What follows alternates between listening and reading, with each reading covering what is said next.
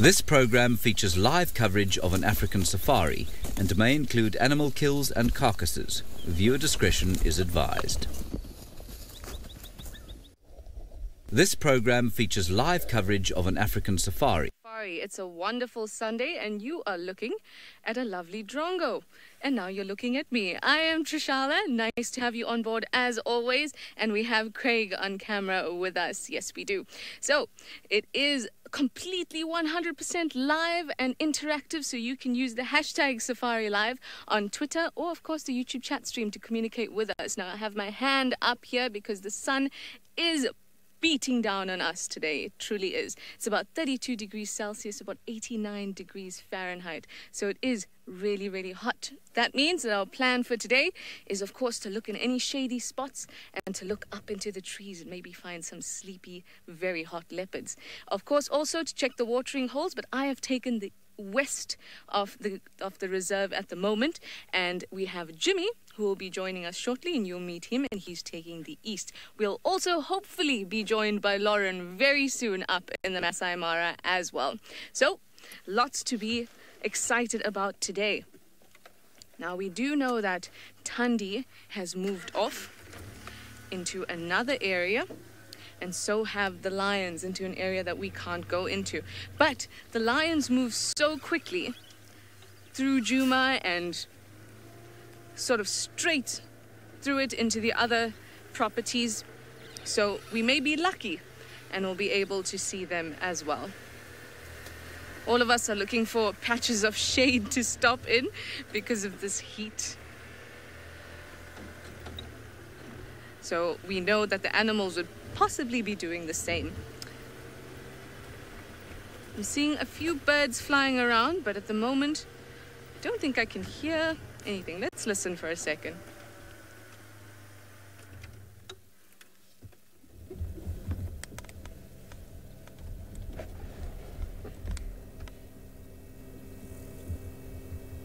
Oh, it's very quiet at the moment, very quiet.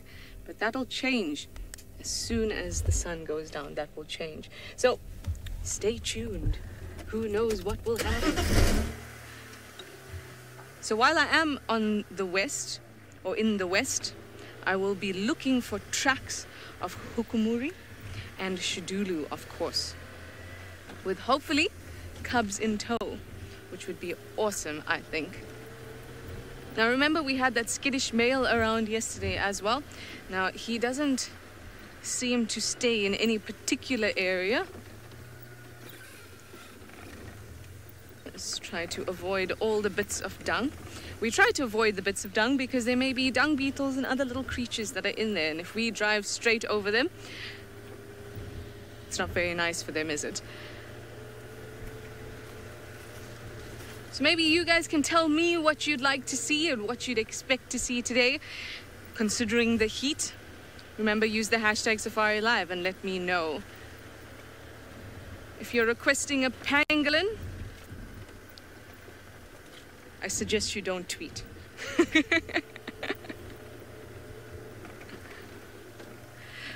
Oh, it seems that Jimmy is up and running as well. So why don't I send you over to him so he can say good afternoon to you all.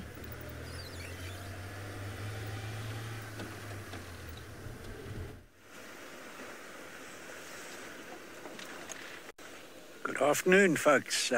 Welcome to Juma here in the Greater Kruger National Park. And Trishala, good luck with that skittish leopard. And yeah, avoid those dung beetles. I'm Jimmy, and behind camera is Seb with his thumb.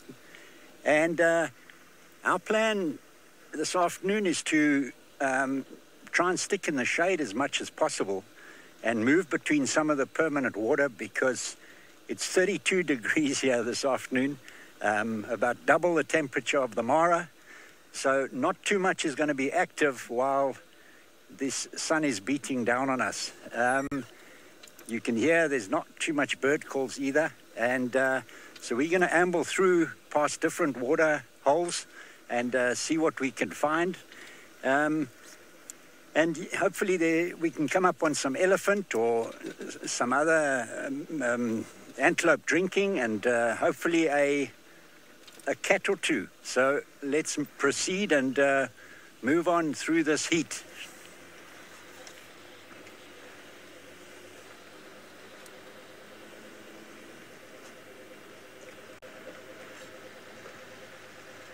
Not too many clouds in the sky today. It's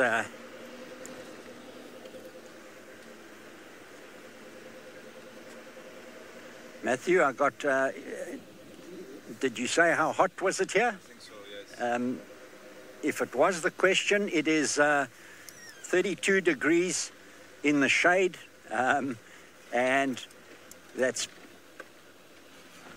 oh, sorry, time. What time is it here? Okay, it is now 22:04 in the afternoon. South African time.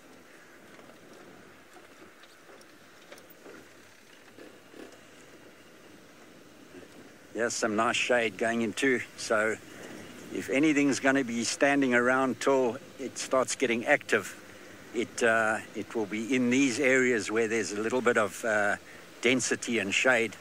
Just makes it makes our job finding them a little bit harder, but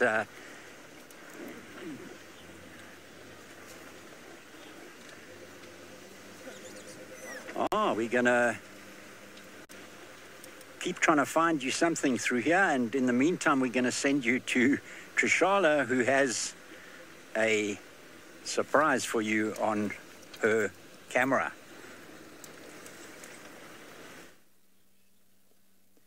Oh my gosh, guys, I've got an ostrich. This is the first one I've seen in Djuma. This is amazing. Just watch it there coming through the thickets. Should see a gap there in a second. Oh, there's a pair of them. How cool is this? Now we are sort of in an area that's a lot more grassy and a little less bushy. So this is why they're probably in this on this side, and not so much where further down in the south. Wow. So this is obviously a pair. Wow, let's try and get a little bit closer, but I don't want to scare them off. What do you think, Craig? I reckon we can. I think we can. Oh, you guys are as excited as I am, I think. This is quite special. So ostriches prefer this type of landscape. You can see it's quite open and grassy.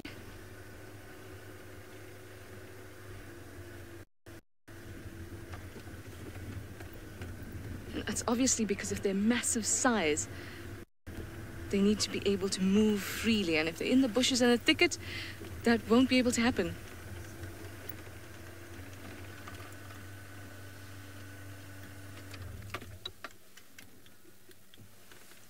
There they are. Stunning.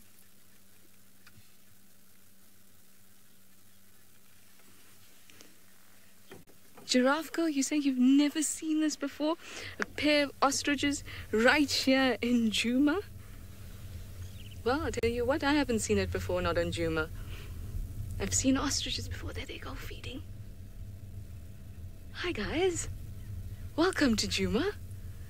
Is this your first experience here?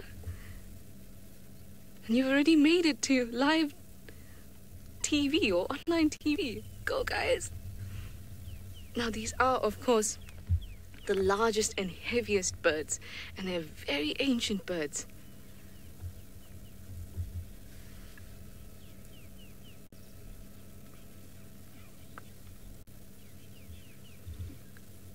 Seek truth. You'd like to know if it's a mum and a young one. Oh, look at that prance. Look at that. Yes, yes. It's a bit of a model. You asked if this is a mum and a young one. You can tell that there's a bit of a size difference, but I don't think this is a mum and a young one. I think this is a pair. Look at that.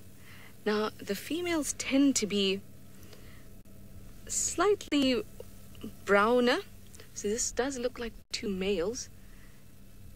Oh, look at that. Look at that pose. I always think they look like ballet dancers. They've got these stockings and then these very extravagant tutus on almost. Of course, the neck doesn't look very much like a ballet dancer, especially not when it's down there. But look at that.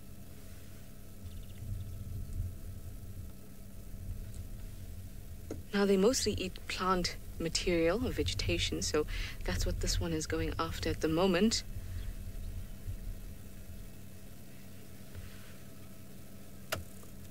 Very, very cool. Omkar, you'd like to know how tall they are? Well, the males can get up to 2 meters tall. So if I had to stand in front of them, they'd tower over me. I am only about 1.58 meters tall. So they would definitely tower over me. Wow. Guys, this is so amazing to me. Now, I saw an ostrich not too long ago in the town very close by here, and this ostrich started to do a bit of a dance to me and whack his head from side to side against his body. And in the time that I was thinking, what are you doing? He sprinted towards me, and there was just the fence in between us. So these guys can actually be quite intimidating if they decide that they don't like you.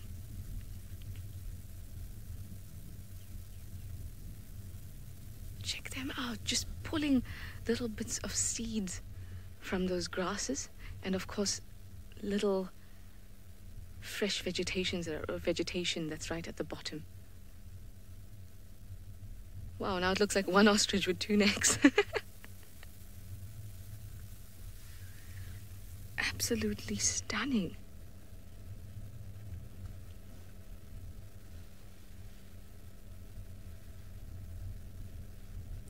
So like we spoke about, 2 meters tall, about 100 kgs for the males, about 90 for the females.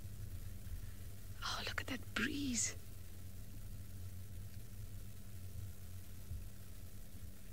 Now, these guys are not designed for flight. And even though you can think that they probably have a really big wingspan if they had to open it up, their feathers are actually not designed for flight. Or rather, they've been reduced in terms of the sort of barbs and hooks that hold feathers together. They don't have that very much. And if you've seen an ostrich feather, it's not intact, like in the same way as other birds' feathers are, and rigid and hard in order to get the air to flow over them. These feathers are very, very soft, and they're not really linked together by those barbs like the other feathers are. Look at it. Hello. And look at how brightly colored that beak is.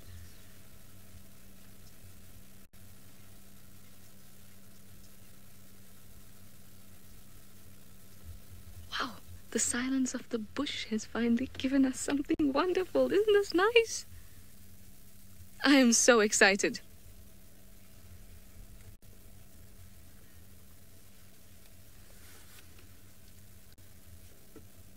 I'm just going to call this in because this is quite a rare sighting. Maybe some other people would like to join us, and I'm sure a wider audience would like to join us as well. So let me call this in quickly, and then we can invite some more people on board here.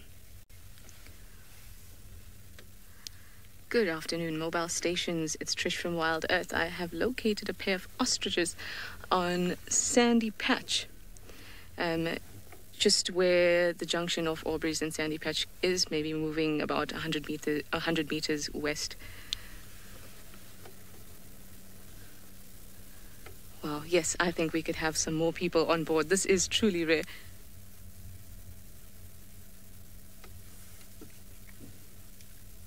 So someone else has just told me that these two have been here earlier in the day and they've already seen them.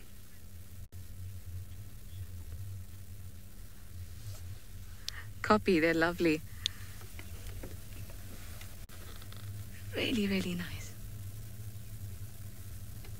When you see something like this, sometimes it's just really cool to just sit and watch them, because all of the things that you read in the books are just nothing compared to sitting and watching them in their way that they behave.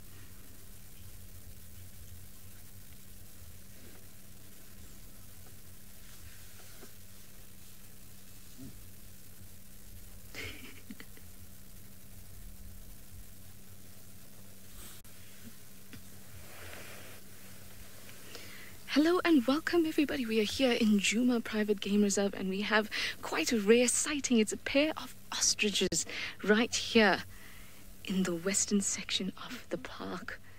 Isn't this beautiful? Now we don't often see them here, which is why it's such an exciting moment. And they're here in the short grass, in the grassland on this side. Wow.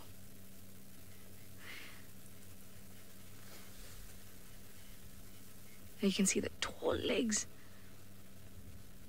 and the long necks. Absolutely stunning. Look at those big feathers.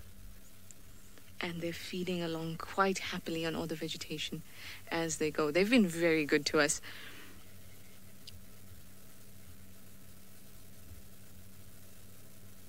Absolutely beautiful.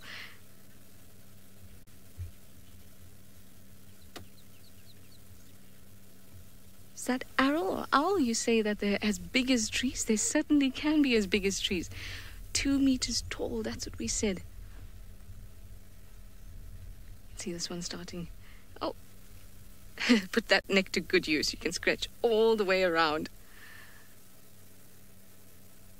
Now I think what we're looking at is actually 2 males when you get a sight of the other one. Ooh. Karen, you say they are huge. They are huge. If you think, look at him there with this, standing with the neck up straight. Now you can get a good idea of the height there. That is a tall bird.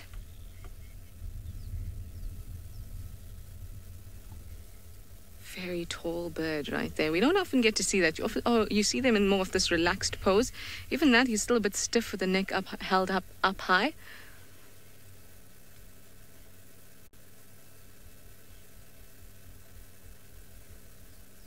Wow. Absolutely stunning. Now these are very ancient birds. And they are huge. Males to about 100 kgs, females to about 90 kgs. Really, really big guys. Now I'm saying that these are both males because the males are mostly black and they have a bit of white on the wings and of course a white bit on the tail, which is what we're seeing there. That's a bit dirty at the moment.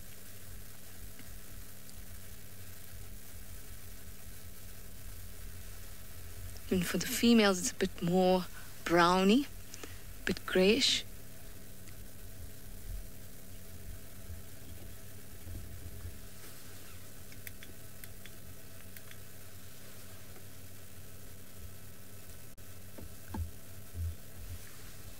Very cool. Barbara, you'd like to know how, I think, related the penguins are to the ostriches? Well, of course, they are both birds, so they do fit, I suppose, into the same group, but they have... how much water do they need compared to penguins? Well, of course, penguins need a whole lot of water because they are water dependent in order to eat and survive and breed, whereas... Nina, cancel penguins, she says. You mean ostriches. How much is the requirement of ostriches? I am not quite sure, but I would think that they would need some water. We see birds always near the dams and things like that looking for water, so I would assume that they would need sun, but I would check up for you definitely. Now I'm going to reposition because they're still around here and they're moving quite slowly and they're being very good to us. So let's do this quickly.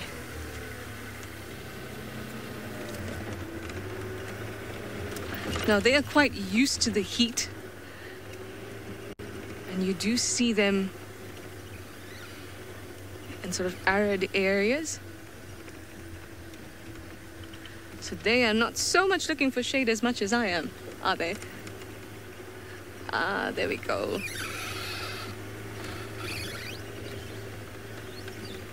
Here we've got a small gap. How's that, Craig?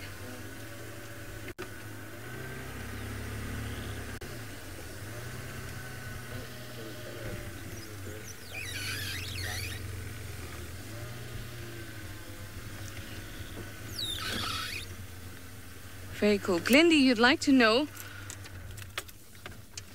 what I would suppose our predators would do if they'd come across these ostriches. Did I hear that correctly? Sorry, I was just repositioning at the same time there. See, they've noticed us and they're quite still at the moment. I would suppose that they may try to hunt these ostriches, but ostriches are really, really big. And they also have quite dangerous claws on their feet, to the extent where I once read a story about a guy who had an interaction with an ostrich and it went foul, unfortunately. And the ostrich had actually ripped through the front of his shirt and his leather belt. So that'll give you an idea of exactly how strong and sharp those claws of the ostrich are.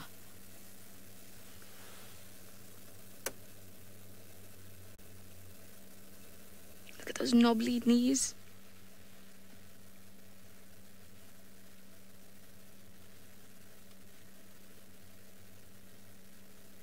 Now, lots of them can actually gather together, but what we're seeing here is just a pair for the moment.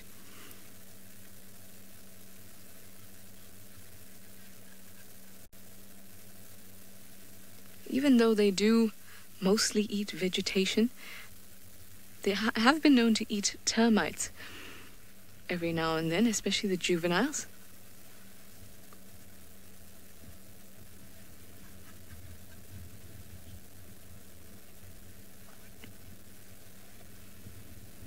There they go, walking away, the pair, head held high, absolutely stunning. Well, thank you so much for joining us for this. And remember that if you'd like to keep on watching, you can go onto YouTube and just type in SafariLive and you can keep on watching this completely live. There'll be these ostriches and many, many other animals. So please do.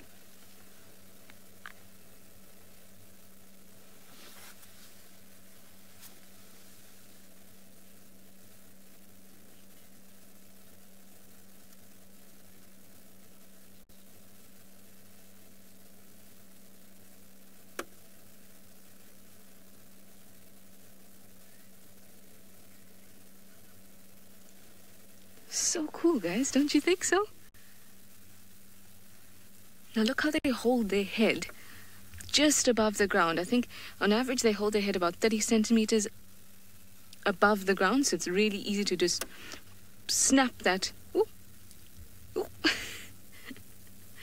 Now if you look at actually the way that it just moved, you could see that if it were running and being chased by a predator like we were asked earlier, it could easily change directions and sort of move from side to side. But I've said this before, they can be quite intimidating, and they look quite intimidating, especially if they want to give you a bit of a display and they start swinging their necks around and hitting the sides of their body.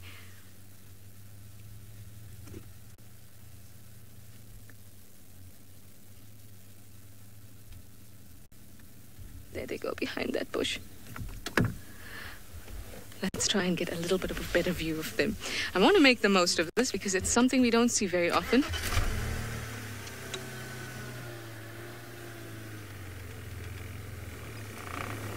They seem to be fairly comfortable. Oh, they've moved up on the other side now.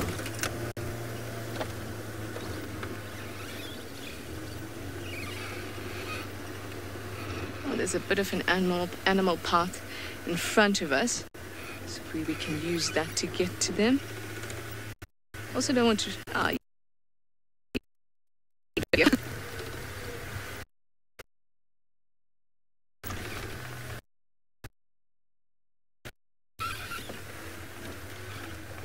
You know, I just had this feeling to come to the West today, and I'm so glad that I did. Okay, I'm just going to get over this, and then we will stop. Sorry if you see any blurriness or pixelation. We're just having a small difficulty at the moment. So I'm just going to stay put so we can get good signal coming through to you guys.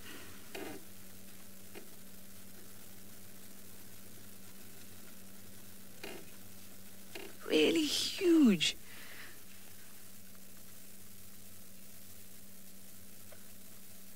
Wow, it really is quite awe-inspiring to be in front of them. because they are big. Let's go further along the road. Let's just check with Nina if our signal is all good. Is it, Nina? If it is, we can move off. It's quite nice because you can see their heads above the bushes just a bit.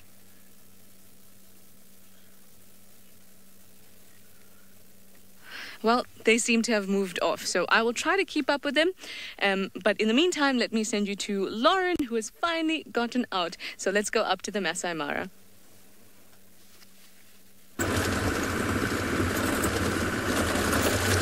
Good afternoon. We are here after all in the Mara. We just had some gremlin issues to deal with, but ostriches in Djuma? Ostriches in Djuma? I can't believe it. I'm so happy for Trishala. That is indeed awesome. Now, of course, my name is Lauren, and on camera I have Bungee Cord. And today we are out. It is extremely hot, and we have managed to solve all of our technological issues. So we are indeed on our way to investigate some lions. I don't know what lions that are yet, but we will indeed investigate a little bit further and hopefully figure out who they are. Our initial plan was to go to the border and visit the beautiful Lamai brothers. That is a coalition of two brothers of cheetah.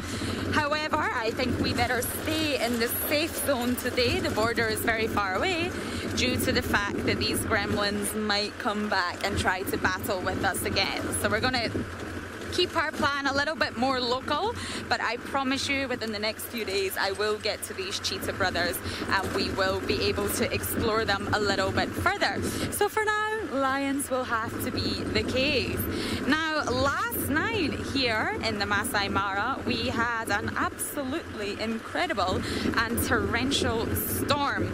It nearly blew all of our tents over, to be honest, and wow. It was incredible. So I do believe the rains are very much on their way now and the season is starting to change.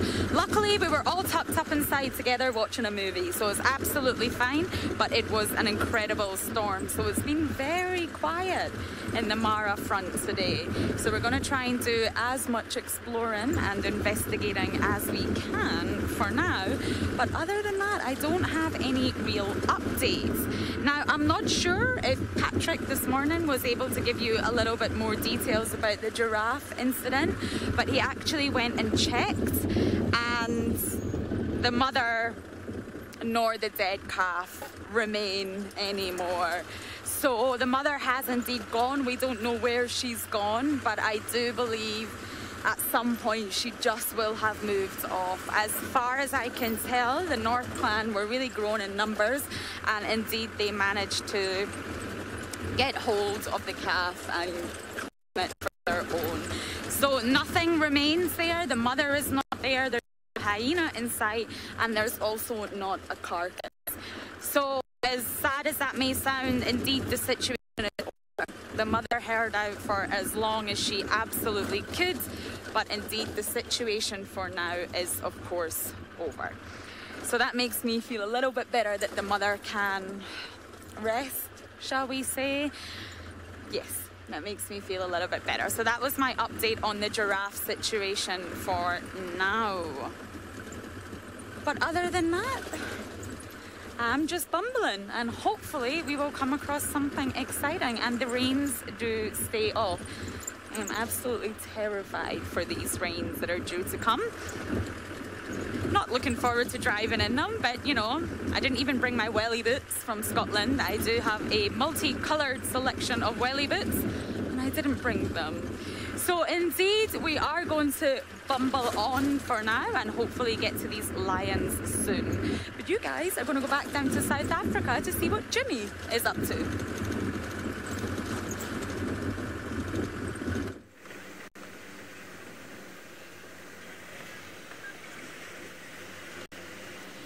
Well done, Trishala. Nice to see some ostrich in this part of the world, not too common.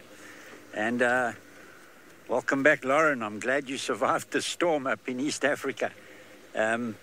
We're just moved through quite a big drainage line and had a lot of elephant tracks. So we're going to try and get around and follow up and see if we have any luck sometimes up on these crests you get some big trees with some shade.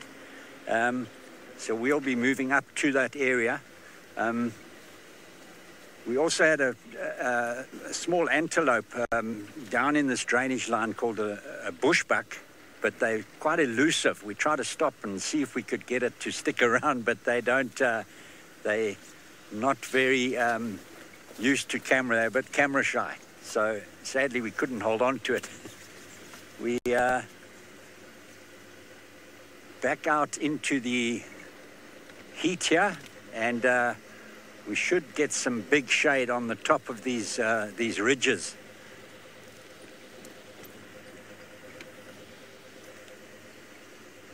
Very interesting how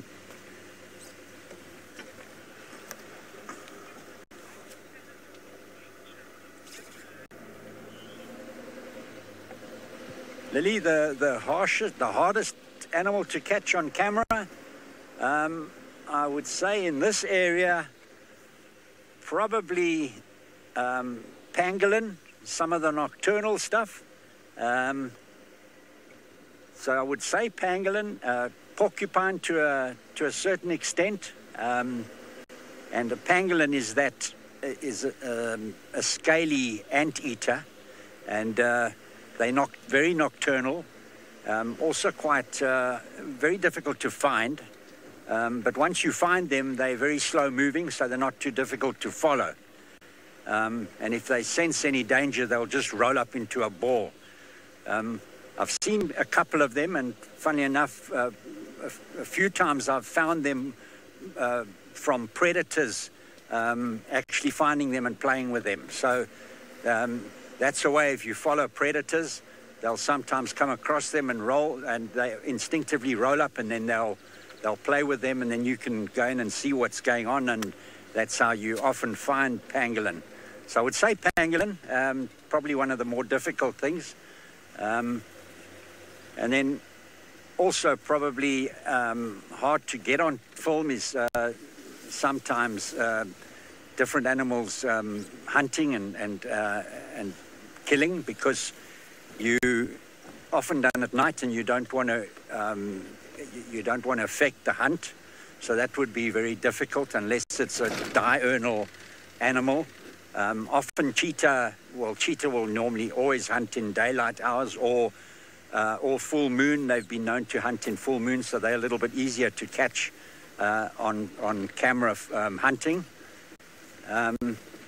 Leopard are pretty diverse. They'll hunt day and night, so there've been good captures of leopard hunting in the day. So yeah, but there's a lot of stuff that's difficult to catch on film. Births, obviously, different animals giving birth, especially your smaller stuff.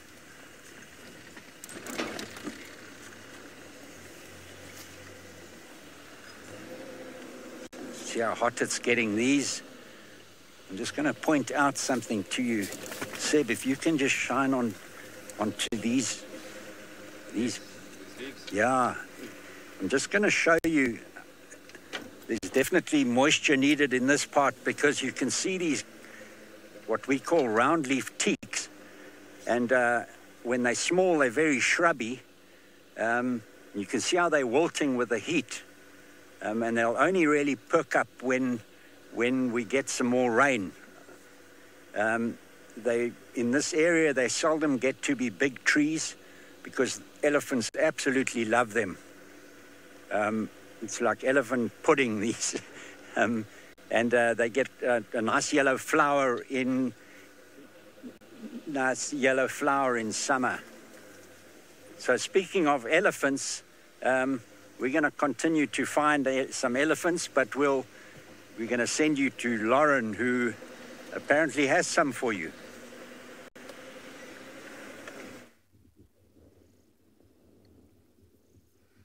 I do indeed have many elephants, extremely happy elephants actually, who seem to have been wallowing and splashing around in some sort of puddle that I'm not quite able to see, and they are obviously escaping this very intense it's getting not midday anymore, a little bit later than midday, but we have a bunch of happy elephants here. And obviously elephants are highly social animals, and indeed they actually make use of such an array of communication, from smelling, communicating verbally, listening, rumbling, in all sorts of ways, even touching that we're not aware of. And actually, this is one of the things that most fascinates me, non-verbal communication. And this is why I love looking at animals so much. So believe it or not, I actually have a history of sign language. From a child, I actually grew up signing. Now, I am not deaf, and no one in my family is deaf, but we grew up signing for the deaf. British Sign Language, of course. Unfortunately, I am not familiar with American Sign Language. But let me reintroduce myself. Bunge, are you ready for this? And I'm going to show you exactly what I mean and why I am telling you this. So, this is how I used to speak to deaf people when we were at home. We would greet each other completely silently. So it would, of course, be, hello. How are you? Good afternoon. My name is Lauren. And this has just fascinated me since I've been a child, how people and animals can communicate completely non-verbally. And that's exactly what these elephants are doing here. So we do hear them make noises, we do hear them make rumbles and grumbles and even trumpets. Actually, elephants can be very verbal, and they can, of course, be very noisy. But they also have a huge other range of communications that's really hard to get grip of. They can actually communicate seismically. So what that means is that the tip of an elephant's trunk actually has layers of cells in it that are extremely sensitive to vibrations. So they're actually able to detect movement of one another and their surroundings from those really sensitive cells on the tips of their trunk and even on the bottom of their foot. So this is another form of communication that humans, I guess, can just struggle to get their head around.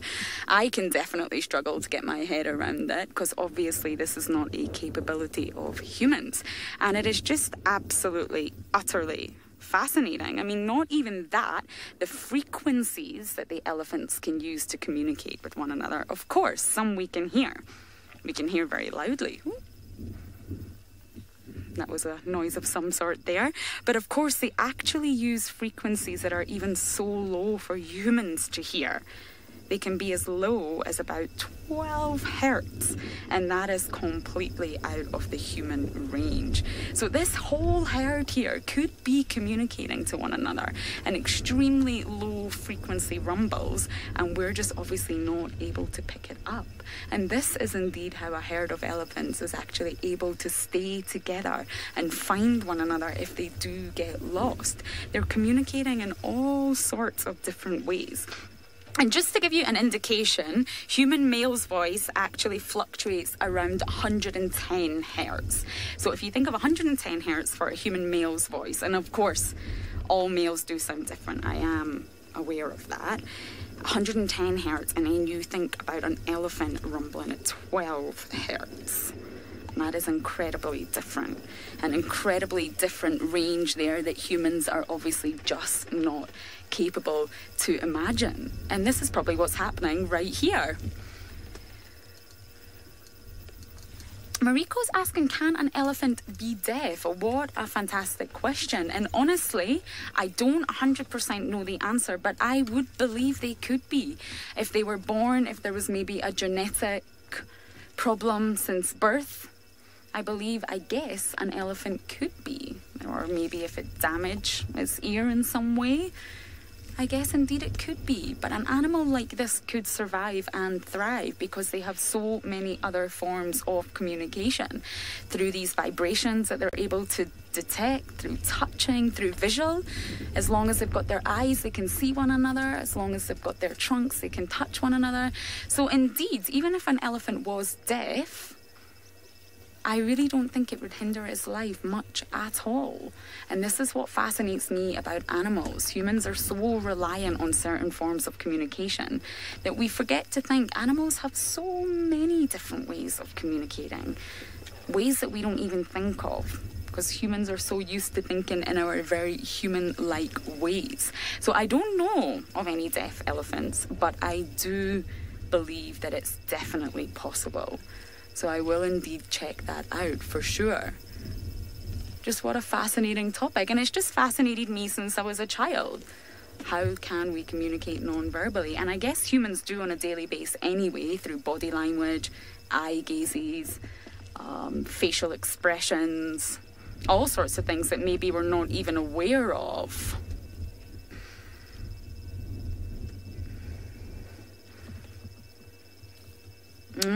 Lady Starfire, good to hear your name. Do elephants with missing trunk tips, that's quite a mouthful, have trouble communicating? And no, they don't. And it goes back to the fundamental part that we've actually seen quite a few elephants missing the tips of their trunk.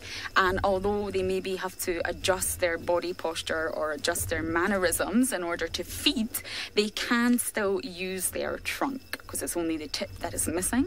So they can still use that in body language or touching one another.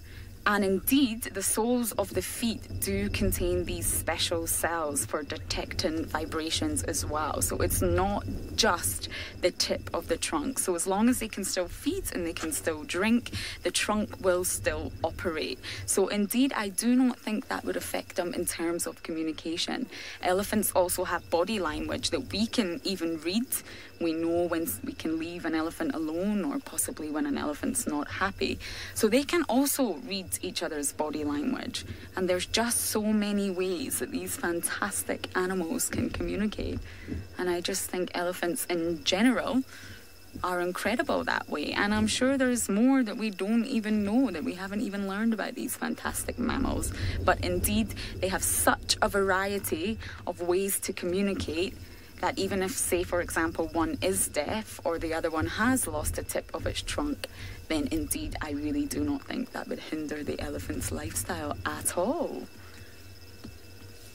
What a lovely sighting. They've all just completely got wet, cooled down, and they're on the move, feeding and moving at the same time. They're actually all around us. We've got some to the other side as well.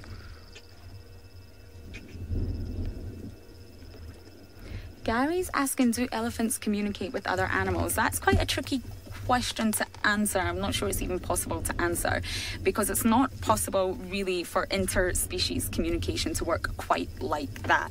So, oh, Bungay just pointed out some more. We've got a tiny small one over there as well. So yes, it doesn't work quite like that, because of course, if a lion was to approach these elephants right now, they would indeed react in the elephant way, if that makes sense. So they would most likely herd together. They would most likely make themselves look even bigger than they already do. They would trumpet, they would charge, their tails would go erect. They would definitely show that they're not happy the lion or lions are present. But in terms of communicating with the lion, I do not indeed think that is possible. But they will show their dislike for the lion's presence.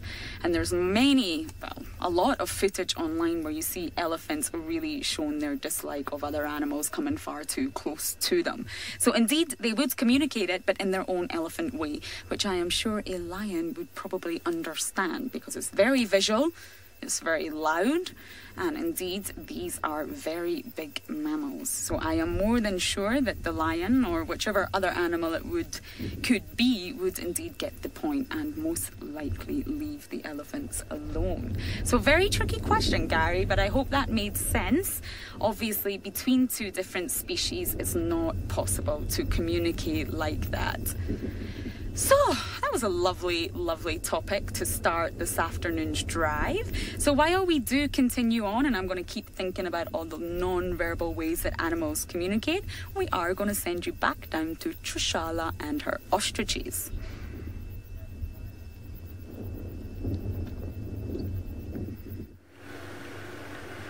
Yes, and it really is wonderful the way that animals communicate. And elephants especially, because they are absolutely beautiful. And Lauren was telling you about how they communicate in all sorts of different ways. So even if they are deaf or something's wrong with them, they still have all these other means of communication. And you know what? I'm sure that humans do too. It's just that we're so focused on language that we forget. Now, I'm still with these guys, trying to just follow them down and not too closely. But I love the way that they kind of prance. Let's watch them as they walk. Now is the time. On the right of your screen is Juma, and on the left is a different reserve. So, where will you go? Back into Juma, yes. And now I love the way that they pick up their legs as they walk, sort of like they're walking on hot coals. Very cool. And you can see those bare legs. They lose a lot of heat from those bare legs. But in this type of environment, that's very useful. Because can you imagine carrying around that mop of feathers? Oh no, and they've crossed into Buffalo's Hook. Now I've got a question of where I think the female ostriches are. And back again. Claudia, you'd like to know where I think the female ostriches are? I have no idea. Probably close by. I mean, they do often stay in big groups, or bigger groups than at least a pair. Now they've gone back into Juma, so they're just zigzagging. So the females could be, I suppose, it's such a vast area, they could be anywhere really. But we haven't seen them on Juma, that's for sure. Oh, where have you gone? Where have you gone? They've almost taken me halfway back. Oh, there you go, there you go. See how they're zigzagging across? Now, we were speaking about the water requirement of them before.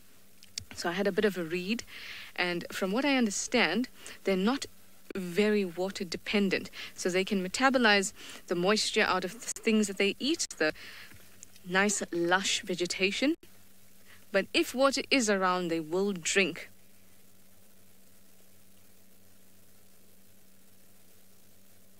And they will drink as often as they can. I feel like they need a soundtrack for as they walk away.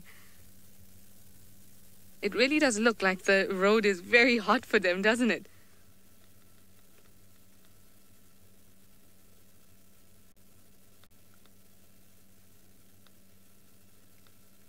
Where will you go? Where will you go? With your tights. Can't you see the ballerina look that I spoke about?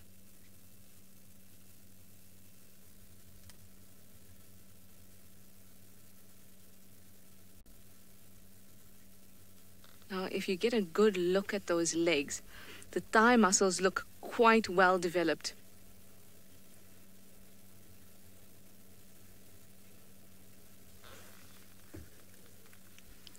And they've crossed into the other side. How unfortunate. But like I said, they've been zigzagging, so maybe they'll come right back. And I was telling you about those muscles just as they walked off, and I would have liked to show you that they're quite well developed, and it's because they kick quite a lot as a defense, and if you got kicked by that, you would break something. You guys would like to see the tracks of the ostriches. Let's go find some. Now we know they crossed right ahead there, so let's go find some of those tracks.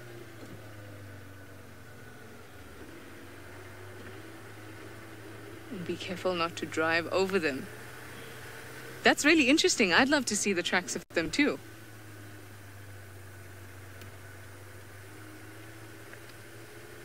Come on, Trishala, don't drive over them.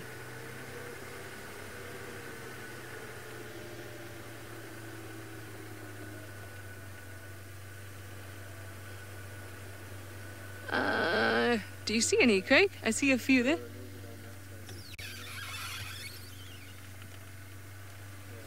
Do you see them? Cool.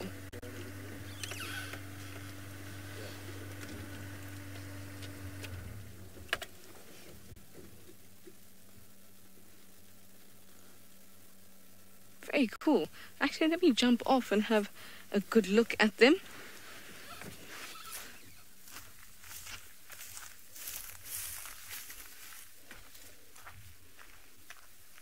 Which one have you got in frame, Craig?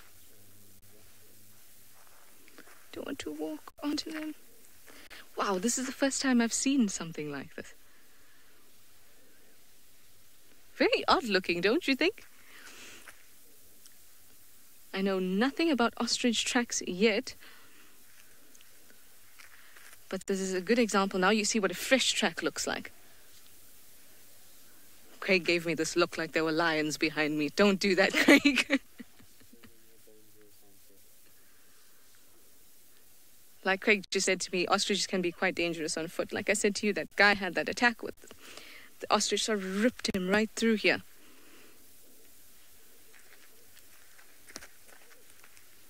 I think it's a very odd track, but I suppose you can sort of see. You can sort of see the nails or the claws, but it's such an odd track. Well, I'll tell you what, I won't forget this now. If I see an ostrich track, I'll know exactly what it looks like. Just going to have a look further down.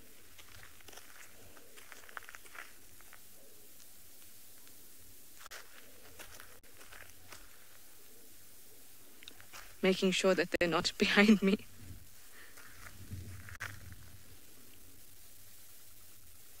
Very cool. Well, that was nice to experience with you guys.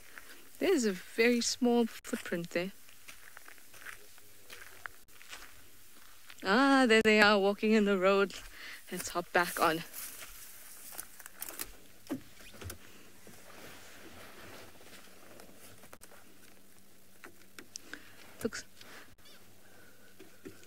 Looks like they're walking on their way to an audition.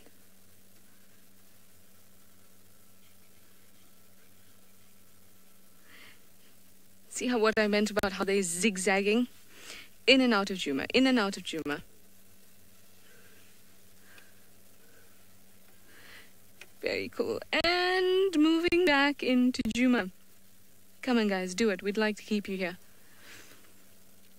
Oh, well, it seems that Lauren has found something with a very long neck also up in the Masai Mara. So let's go to her.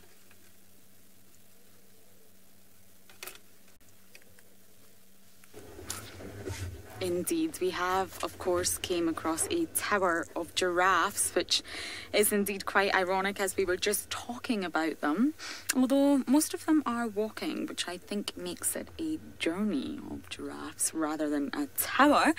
And to continue on the conversation, I was actually asked the other day about the vocalizations of giraffes.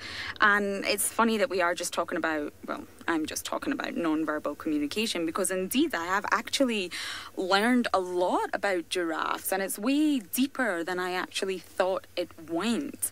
So giraffes do tend to be more on the silent side, especially compared to elephants, which we did just speak about.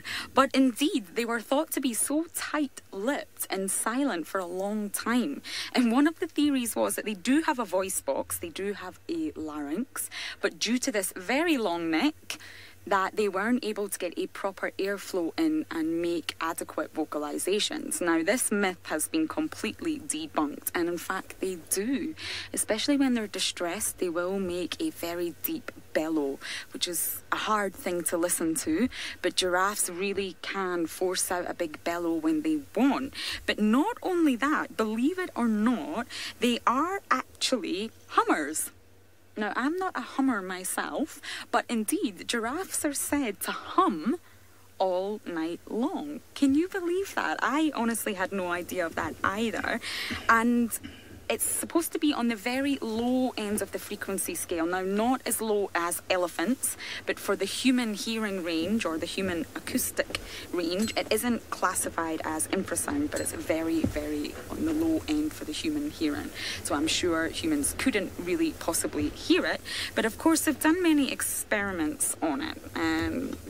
Giraffes obviously have excellent vision, and they are the lighthouses out here. You know, they can see for miles, and many other animals rely heavily on them for clues as to what's going on. But indeed, once it gets dark, if you think about it, relying heavily on vision or visual clues becomes almost difficult. It becomes almost impossible. We've just got some giraffes crossing the roads in front of us here as well. So if they can't sort of rely on their vision anymore because it's dark, then what are they going to rely on to communicate? And here you go. Apparently they hum all throughout the night to keep in contact and communicate with one another. So it's not loud enough to attract predators, but indeed the giraffes can communicate with one another when the vision is non-existent. So isn't that incredible? And it's one of the ways that giraffes actually are able to stay together in a sort of loose aggregation like they form, because they can hear each other. It's just humans that cannot. Incredible, incredible stuff. And of course, I've spent the last few days with giraffes, shall I say, and it's been very intense. And of course, I've just got a newfound respect for these wonderful, wonderful animals. And indeed, they're a lot noisier than you think they are. Isn't that just amazing? So, of course, we are on our mission to get to the lions, but we keep encountering roadblocks of every shape and size.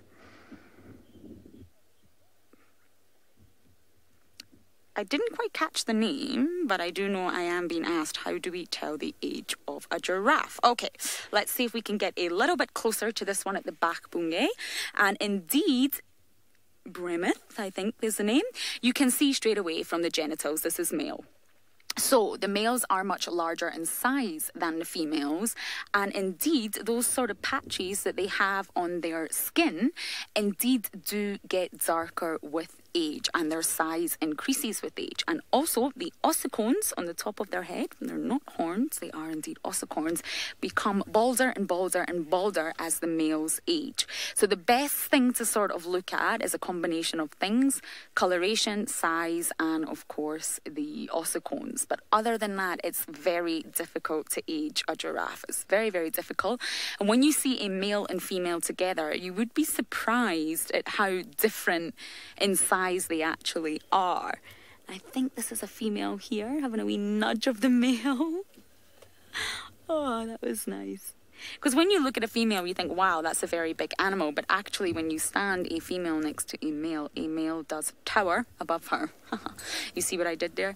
So indeed, it's very difficult to age a giraffe. But as they get older, the patches get darker, the male ossicones get much balder, and indeed size comes into play as well. So it is a tricky one, but those are the things you can indeed look for when you are looking at giraffes. So obviously they're all wandering off into the distance here. So we are indeed going to wander on our mission as well.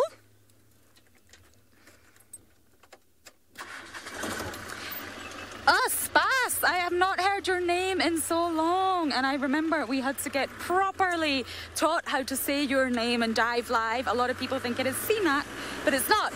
Nice to hear from you. Now, how do you tell if a giraffe is pregnant? I think that was the question. Oh, I got more traffic. Nobody wants to let me go where I'm going today. Indeed, swollen belly. Swollen belly is what you look at in a giraffe. Now, these are buffaloes, so I'm just going to let them cross, because buffaloes can indeed get a little bit cross themselves if you cross them. Cross, cross, cross. So, of course, giraffes will indeed get a big swollen belly, just like other animals, just like humans, and you will see the mammary glands starting to swell as well. And that is the best way and the best thing to look at to tell if a giraffe is pregnant. But it's not easy, of course. Even within your big predators and your big cats, it can be really tricky. I remember we were having a discussion quite some time ago about the possibility of Tandy being pregnant, and it is tricky because, especially in the cats, their bellies swell just like mine do when they eat a lot of food, a proper food belly, and of course that could easily be mistaken for being pregnant. But normally a cat, the belly will swell, but much lower towards the rear end rather than a big swollen food belly. And of course, you will see signs of preparation for lactation, swollen mammary glands, all sorts of things. So it isn't indeed easy, but those are the cues that you can look for. Now, buffaloes, are you going to move out of my way? Possibly not, by the looks of things. We are possibly going to block Lawrence Road for as long as possible.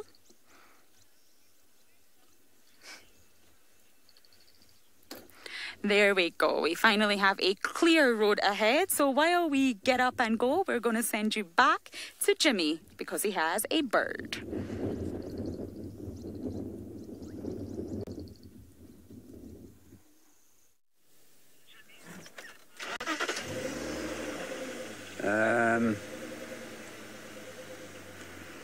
Jimmy had a bird. There's a pair of them. So we're going to reposition. And they're a little bit far, but we still have them in sight. I'm not sure if you can see that, but what we have here is a adult and sub-adult battalier eagle. You can just, there we are, now you can see its lovely red beak. It's preening itself. There was, I think, I can't see from here, but I think this is an adult, and there was a sub-adult that just flew off. Now, the sub-adults take about 7 years to get to full plumage and to get to full maturity. This is it gets its name from a French word, battalier, which apparently means tightrope walker, because it's got a typical wavy flight in the air. It sort of dips from side to side slightly. It very seldom flaps because they rely heavily on thermals. And being a lightish bird with broad wings, they probably, well, they are one of the first raptors up in the morning. So if their thermals around, the battalier will be up in the air. And they are also known to scavenge, and they will often, between battalier and tawny eagles, will often lead you to carcasses, and then later in the day, obviously the vultures will come down onto carcasses because they bigger, heavier birds, they need more thermal.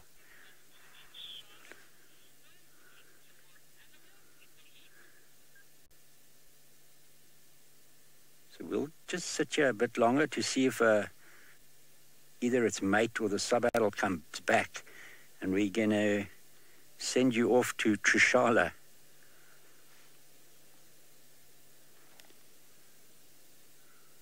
Oh, there's another raptor. I am driving, but I found something. And he's run away just as I say that. Let's see if we can get a better position behind us. It was a pair of warthogs.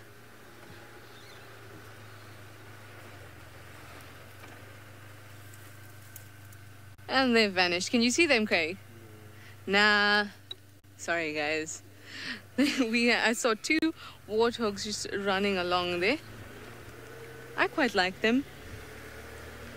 Near where I live, we get a lot of warthogs. One's even tried to come into my lounge before. It can be quite funny, especially when you both freeze and you look at each other and you're probably feeling the exact same thing. Slight shock, slightly don't want them to come much closer. One had his head already through the door. And of course they can be quite dangerous because they're packing a lot of weight into that small body. You're talking about 90 kgs for the males into that little body. So can you imagine how solid they are? If that had to run into you, into your legs, they're going to break your legs, especially with those sharp tusks as well. Let's look at these lovely guys.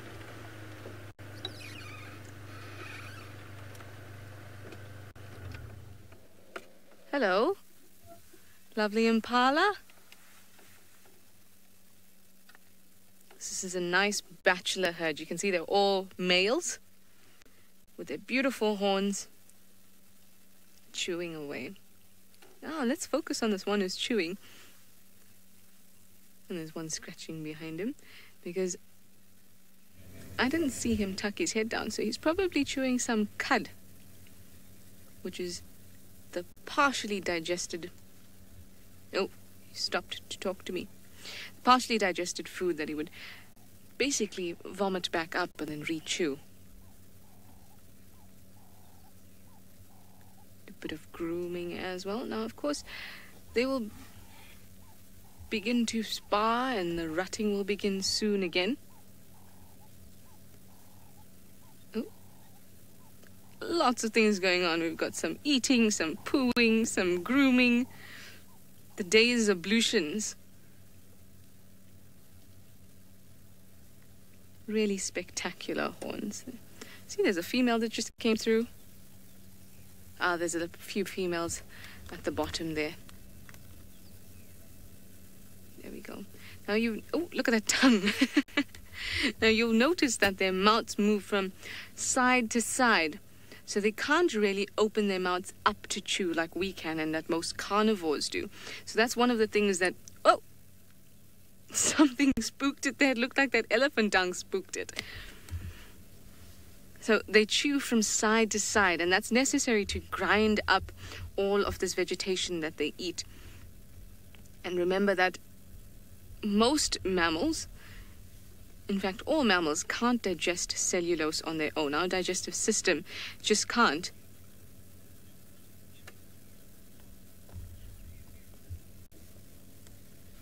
Mrs. Lapwing, you would like to know, would they split up during the rut? Is that what I heard correctly or not? But during the rutting season, the males will sort of start to find a little bit of territory, and that's when they become territorial, is during this rutting season. They want to bring as many females into their patch as possible. So now you see the males are still together. So once the rutting season is in full swing, the males will sort of despise each other for a little bit.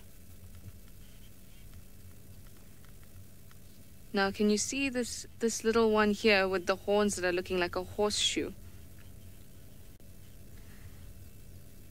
Now, this guy is from about 2017.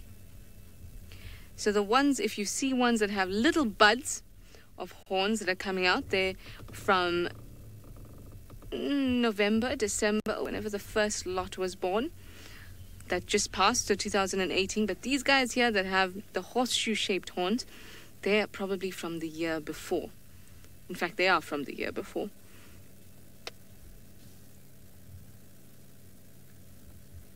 While these ones with the impressive horns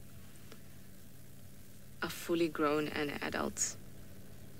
Really beautiful. I often think that they don't get the attention they deserve because they're so numerous. People think that it doesn't really matter. But I think they're lovely.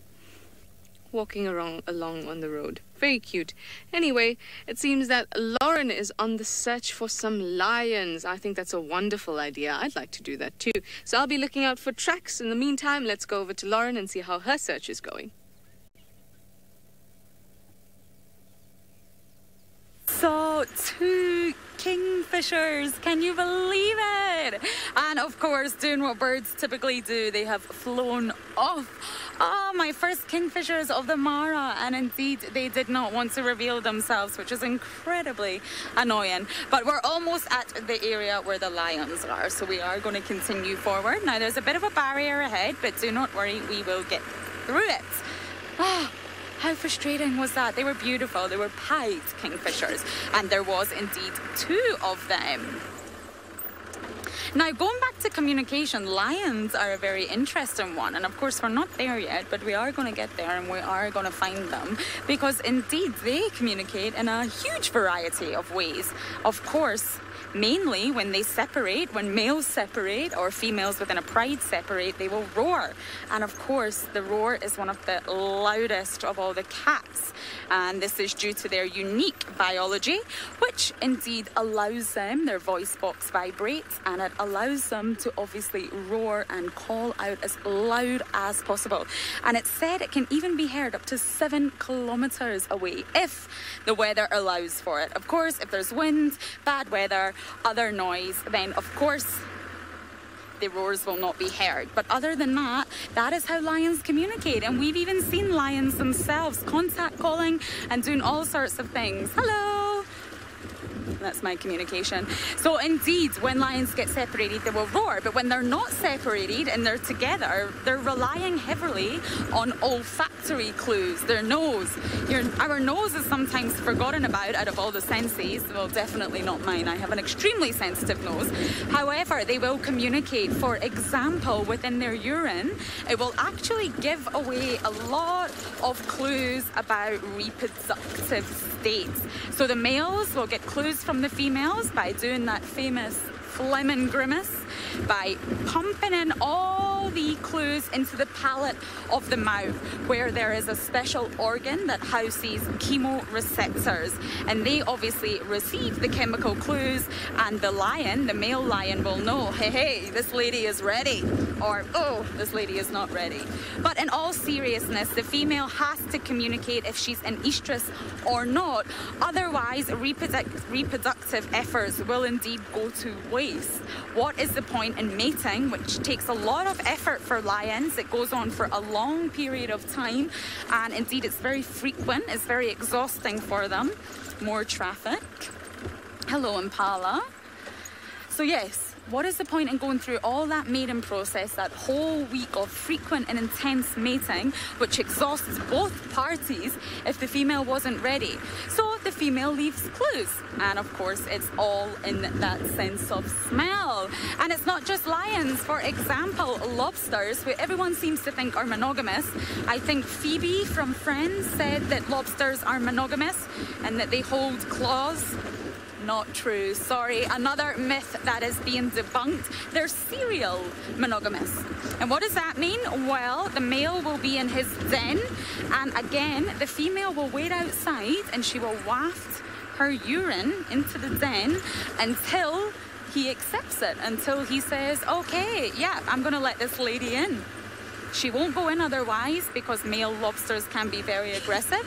And he will look after her during the time of mating, to which she will completely molt her shell. So she will be very vulnerable. But he will look after her, he will mate with her, and then indeed once it's over and her shell is reformed, she leaves. And the next lady waits outside. So again, for lobsters, it's all to do with the olfactory clues. The woman wafting in her urine and saying, hello, anybody there? I would like to come in. Very strange way for us to think about it. But within the animal kingdom, if they can't say, hi, Mr. Lion, I'm ready, would you like to mate? Then how else are they going to communicate with one another? And one of the main forms is, of course, using that sense of smell. Isn't that incredible? So it's not just on land, it's obviously in the water as well. So from lions to lobsters, I think we managed to cover quite a bit of smell here. Now let's just say hello to the zebra. Hi, guys. Because they are indeed everywhere, mixed in with a few Thompson's gazelles. Now, zebra are just a wonderful sight to see. I do enjoy spending time with zebra. And of course, these are also animals that do indeed use the sense of smell to pick up on clues about what is going on in the environment around them. And they do indeed do the Fleming grimace as well, which is hilarious to watch when animals or humans attempt to do it. And of course, they're just trying to understand what's going on. They're trying to perceive their own environment. And indeed, animals will perceive the environment differently, just as humans perceive things differently. And one of my favorite quotes actually is, there's no truth, only perception. And indeed, that is what each animal will do, pick up clues in various ways of communicating to perceive its own environment. And that is how they survive. And sometimes you just have to get into the head of the animal to actually understand how an animal does survive and thrive in its own ecological niche. Is that a scratch on that zebra's bottom? Indeed it is. Oh, woof! The one on the left is much worse. I think this zebra has indeed been involved. Sorry for the close-up, zebra, on your sensitive parts, but that wound on the left leg looks rather deep. It has potentially came from an animal who has been chasing it, possibly even a lion. But that does look rather painful. Sorry, zebra. Now, talking of lions, we are going to continue on our original mission, which is indeed to find those lions that we have indeed just been talking about. Now, we will get there one day. There just happens to be a lot of traffic in the form of cars and many, many different animals that all want to cross the road in front of me.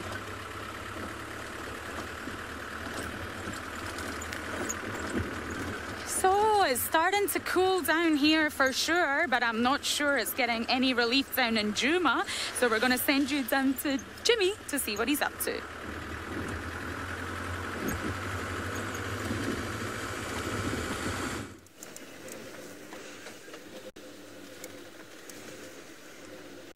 Yeah.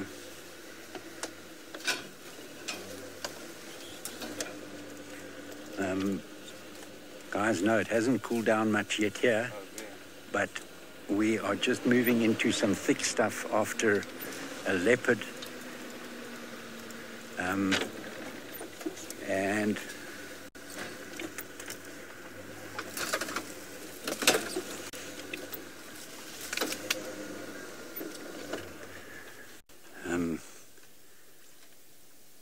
sure, the sun's, here we are. Look at this. You can see, there we go, we've just moved into this thick stuff, and we believe it's Tundi.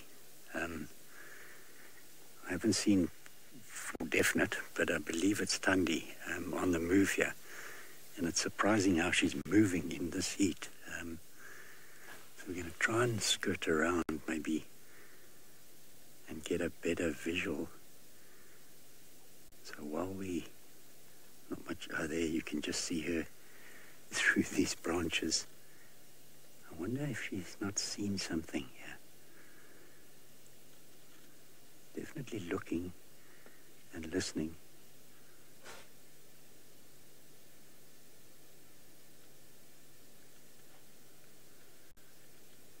We don't want to move at the moment because we might disrupt what's going on here.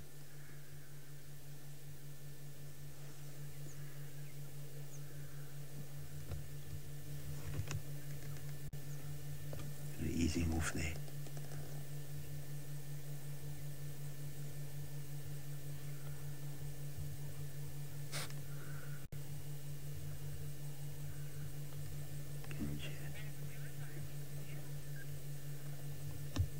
Nice to see her. We had a glimpse of her yesterday in a very thick drainage line, but lost her very quickly, so it's nice to be able to catch up with her again. I'm just going to ease forward here and get a better view.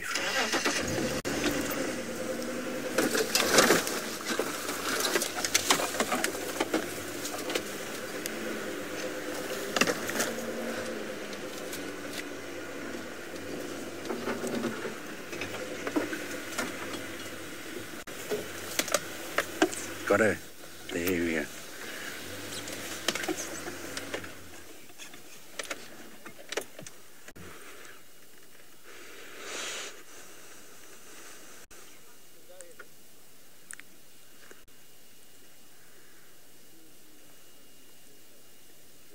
She's moving as if she's heard something there. I wonder if she hasn't heard some nyala or...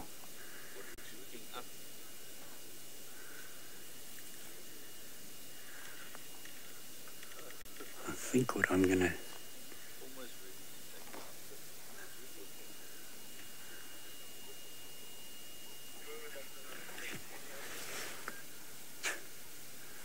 What do you think, Seb? Seen something, hey? Or... Yeah. Should we maybe move around to...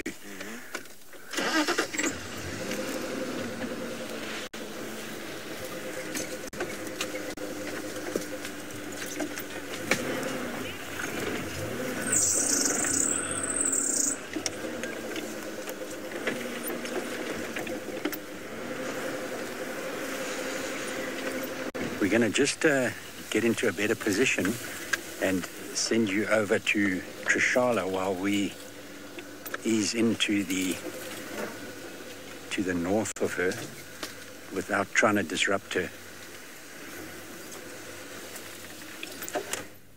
Oh, well, good luck, Jimmy. I'm so glad that there might be... you hopefully find the leopard again. It's been a really, really cool, entertaining day. So I thought, come on, butterflies. It's as if they knew they were going live and then they decided to all fly away. So we're here by this little mud wallow on the side of the road and we have these butterflies that are flapping away. You can see that.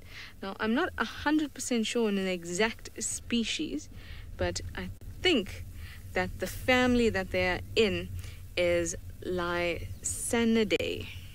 If I said that correctly, I think so. It's always tough with insects because there seem to be so many varieties of them. Now you can see that these butterflies are moving their wings up and down, and they'll often do this to catch the sun. So there's that large surface area to absorb the sunlight in, and they'll also do this to kind of warm up their wings. And you can see that the proboscis is out. On the one of them, I just saw it. There you go. You can see that the proboscis is out and it's searching in amongst those little cracks for bits of water. A really beautiful looking butterfly. Oh, this one's got tatty wings. Shame. Poor guy. Well, it wouldn't affect his flight too much, we hope. Now these wings have a whole lot of scales on them, and these scales sort of come off as dust on your fingers. You would have seen when you maybe catch a butterfly or a moth that this dust sort of comes off onto your fingers. And those scales provides them with color and reflection. And it's also a really neat trick because if they fly into a spider's web, well, mostly a spider's web, or anything else that's sticky and uncomfortable, they can leave those scales behind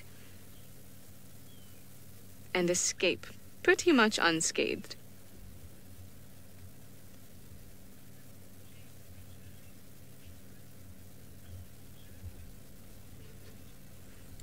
James Richard, thank you so much. You said that these butterflies are called jokers. Oh, I can't imagine why. I suppose maybe they're funny amongst themselves. Very, very pretty. Now, I did think that jokers kind of had little bits of, or little ends to their tail. Well, not to their tail, to their hind wings. Little bits that point out. But I suppose it's hard to tell when you don't have them up close. But thank you very much, James Richard. I was actually surprised that they were here where it seems to be quite dry for us.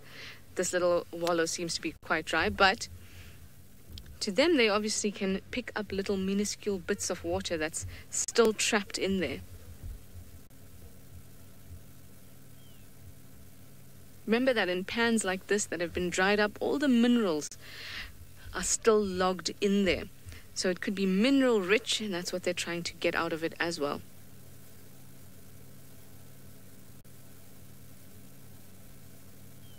Very cool. And you'll notice that butterflies, when they're at rest, will have both their wings sort of above their head, held high, whereas with moths at rest, they'd both be held down to the ground.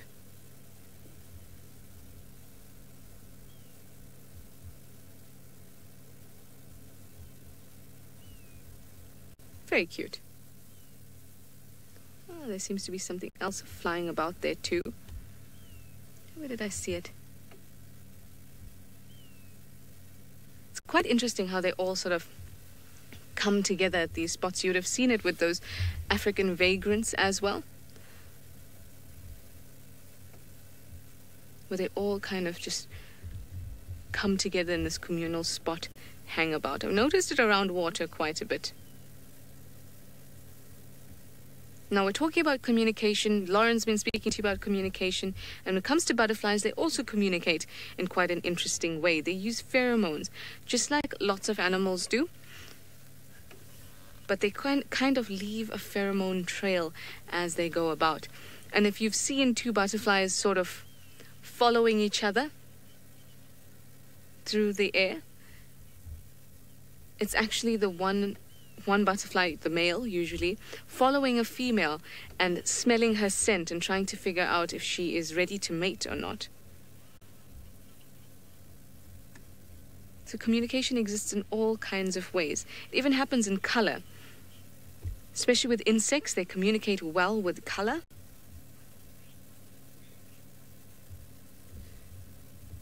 Guri, you'd like to know, how do butterflies mate? Hopefully we'll see. No, nobody looks like they're in the mating mode. So, the way that they mate is sort of they'll attach to one another, I mean in the usual way, but the male will fly with the female. And it's quite a strange thing to watch. He'll, sort of like a crane, keeps her in flight with him and he'll fly with her. They're sort of bum to bum, if that makes sense.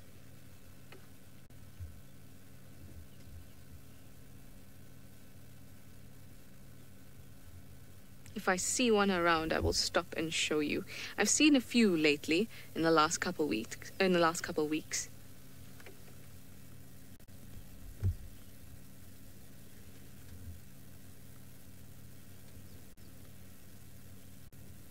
Very cool. I like them. Thank you, James Richards, for identifying exactly which ones they are. I think they're quite cool. So, we're feeling very lucky today, Craig and I. I always tell him, in this car, there's no you and me, it's us, Craig. We'll do this. We're going to find some interesting things. So we're still here in the West. After those ostriches, I feel a little pumped. Yes, I do. I do. So let's see what other exciting, unusual things we might find around the area. That track was quite interesting, don't you think so? I have not seen anything like it. Now, I know that they have that really long middle toe, but I didn't expect it to be that long, because that looked really, really long. But I wonder if as they walk, they kind of kick forward, because lots of animals do that as they walk, including leopards and lions, as their tracks can the sand can be pushed in the front of them. But that was really interesting. I see Jimmy has caught up with Tandy. Good on him. He's been doing so well these last few days. So let's go over to him.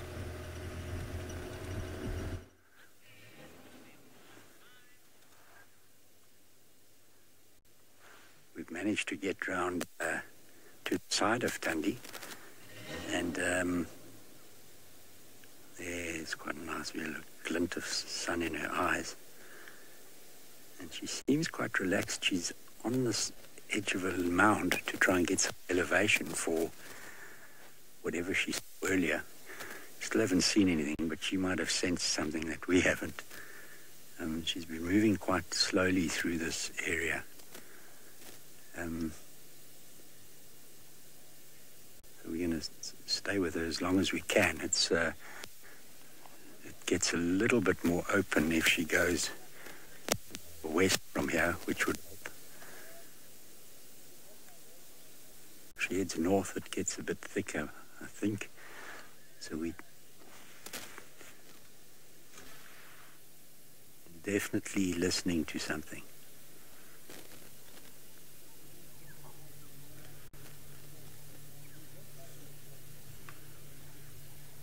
I think she's also appreciating a bit of shade.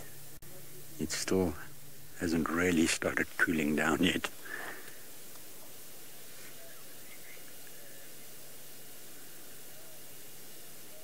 See the twitch of ears occasionally.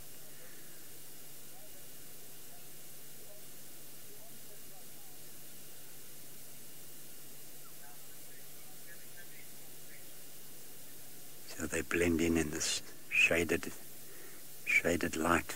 They really dapple in, and dappled shade is probably where they're most camouflaged.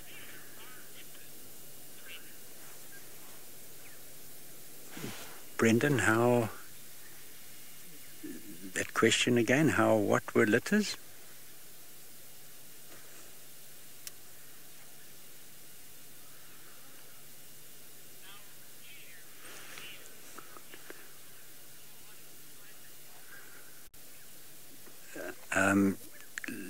Litters of leopard cubs. How rare are leopards? How rare are leopards, sorry. They actually more common than one thinks, but it's because they are normally shy and elusive animals, and generally preferring and being more successful in dense vegetation, thicker vegetation. But we're fortunate here in that we can keep a track of them because they more habituated. But they're not rare as in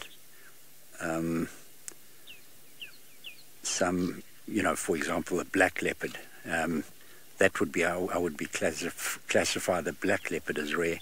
So they're not rare, but they're not always easy to find, especially in areas that don't have leopards that are habituated to vehicles or someone tracking them, for example.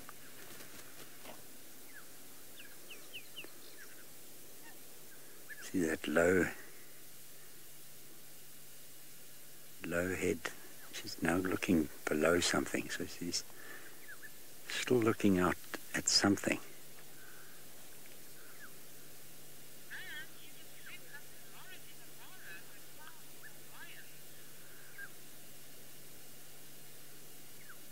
We're definitely going to sit with her for a bit.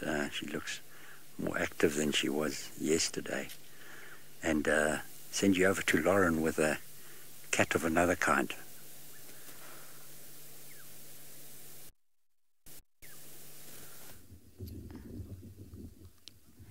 Okay, we have just arrived here to a pride of lions. I'm not 100% who they are right now, but let me just brief you on what is happening. We have a very large hippo in the distance that some of the lions have been looking at, and indeed one lioness went into full stalk mode and she is currently eyeing up a warthog. So there's lots of things happening. This is a lioness who went into stalk mode.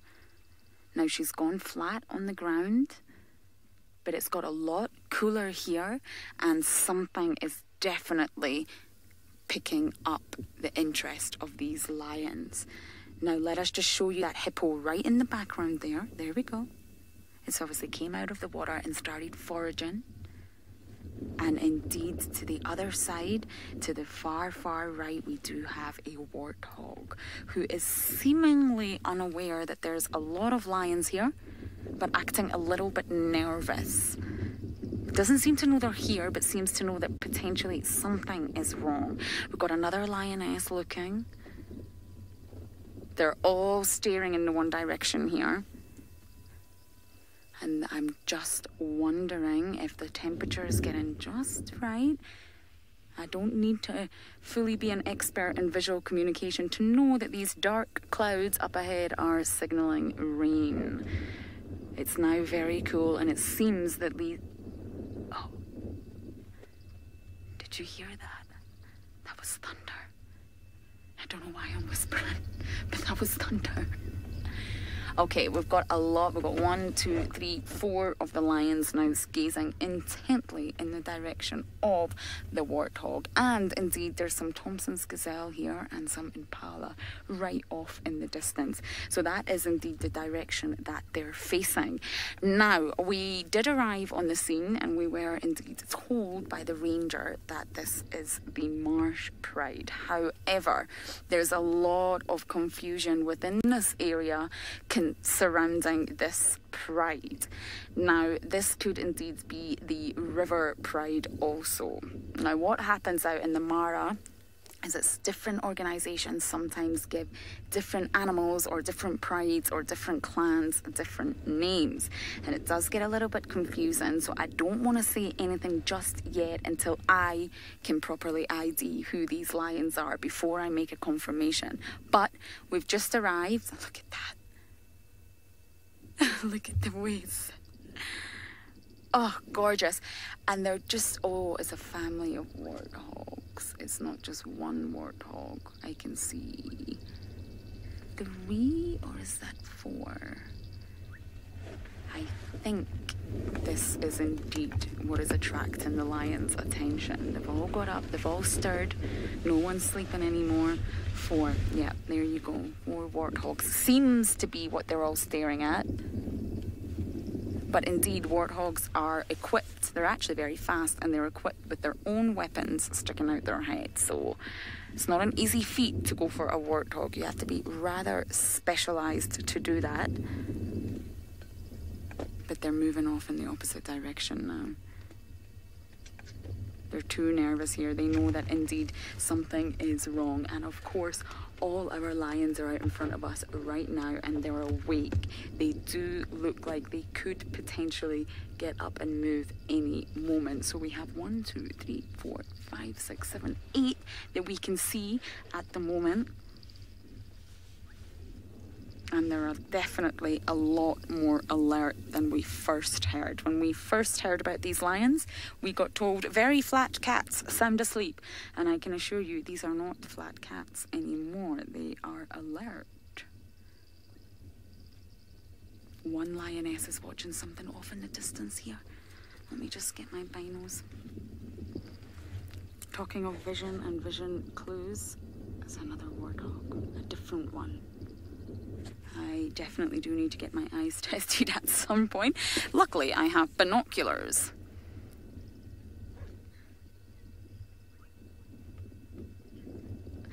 This is asking about lions' reaction to people in cars. Now, it's such an interesting question, and as I answer it, I'm just going to keep my very own eyes on these lions because they are indeed really starting to stir.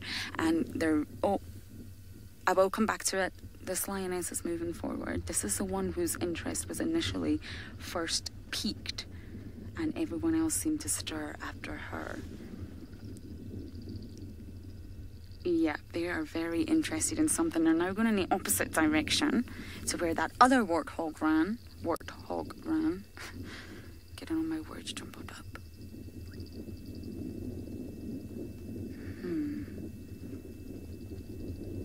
I'm just watching them all.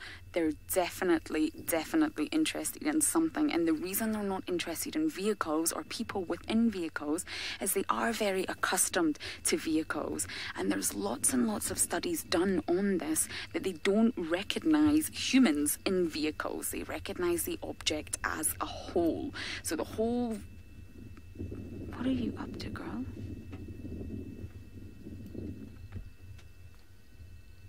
Oh, we've got some more lions behind us. Unfortunately, Bungay is not going to be able to capture them, I don't think, because of the way we are positioned. But indeed, I don't want to move the car right at this moment. Oh, there you go. This lioness is walking towards 2 more. Right off in the distance, there's 2.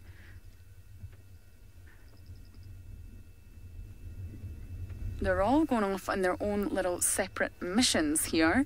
It's going to be difficult to keep my eyes on them. But just to wrap up that question, yes, so animals, especially predators, are said to see the vehicle as a whole. Non-threatening, of course, unless they are injured by vehicles, then of course they will have a completely different reaction. However, they're not able to identify, oh, there's 3 humans sitting on this vehicle. It doesn't work like that. So indeed, they don't seem to be threatened by vehicles. There is a distance limit here in the Mara, and of course we respect that. This lioness is running off somewhere, Bungay, up ahead. They're all running off everywhere. This one, you see her? I can't see where she's going though, and we've got lions right in front of it. Oh, I'm not sure we would be able to follow her there anyway. These lions are hungry. I think I can confirm that much.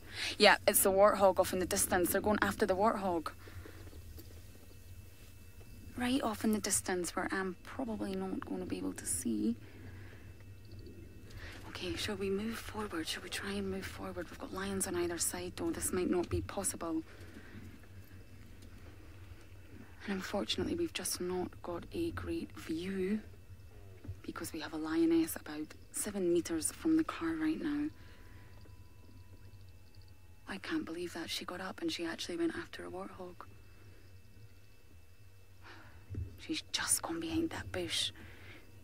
Now we just have to be very careful right now because, there we go. She's off right into the distance there. She went on her own little mission alone after that lone warthog. Incredible. Now, of course, we cannot drive into the thick vegetation there anyway, which is where she has disappeared. But my predicament was, if we can just see, there's a lioness here, and I do not indeed want to drive and block that lioness's vision. And then we have 2 right here. So for me to drive forward like that would indeed be irresponsible as far as I am concerned. So, oh, we've got a rainbow. Nicely spotted, Bungay. I wonder if we can capture it for you. Can you just see the start of that rainbow there? It's really beautiful where we are, and indeed it goes right over the lions. I wonder where the pot of gold is. Wow, incredible. Okay, so the other lions don't appear to be moving. It just seemed to be one lioness who did go off on her own little mission there. Now we've got other vehicles appearing and about 4 lions behind us. So this situation is indeed becoming more and more interesting.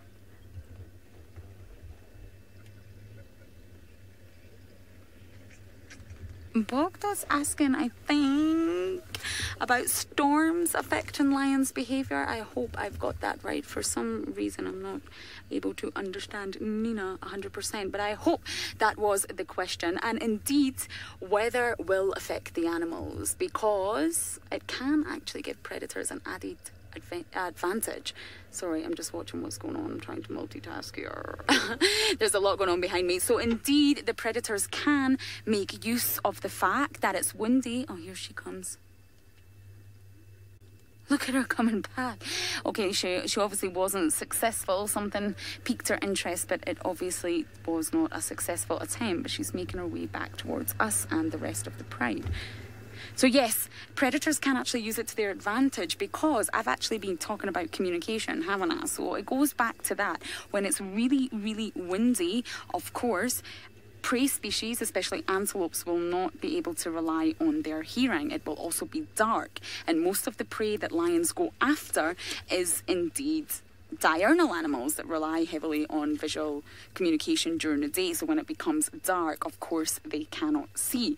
These lions have got the advantage of having special eyes and special retina that is adapted to seeing during the nighttime, which the prey species would not have. So if we were talking about lions, they would indeed use the weather to their advantage because prey could potentially not hear them, not see them, and not catch their scent.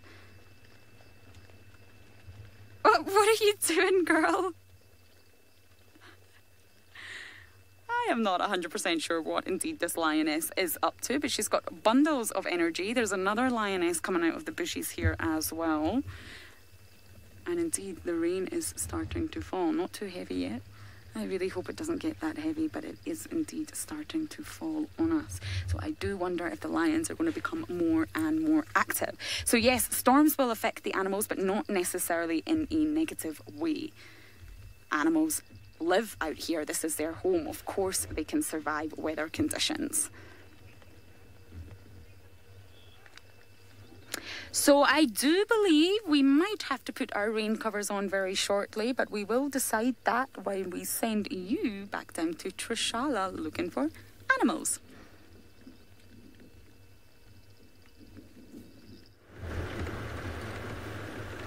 Yes, well, in Juma, we're not having very much rain at all, unfortunately. But it seems like the next 2 days might be a bit cooler. And maybe we can expect some rain, which would be lovely for all the animals and for us, really. We need a break from this heat. So I am on the western boundary right now, and I like driving this road, even though it is the camera killer road.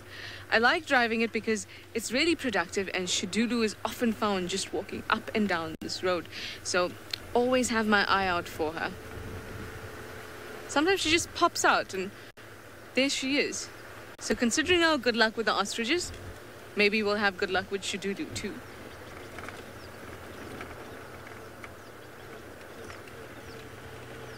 It's also much cooler on this road because the sun is now on that side, so the shadow of all these bushes are being cast on us.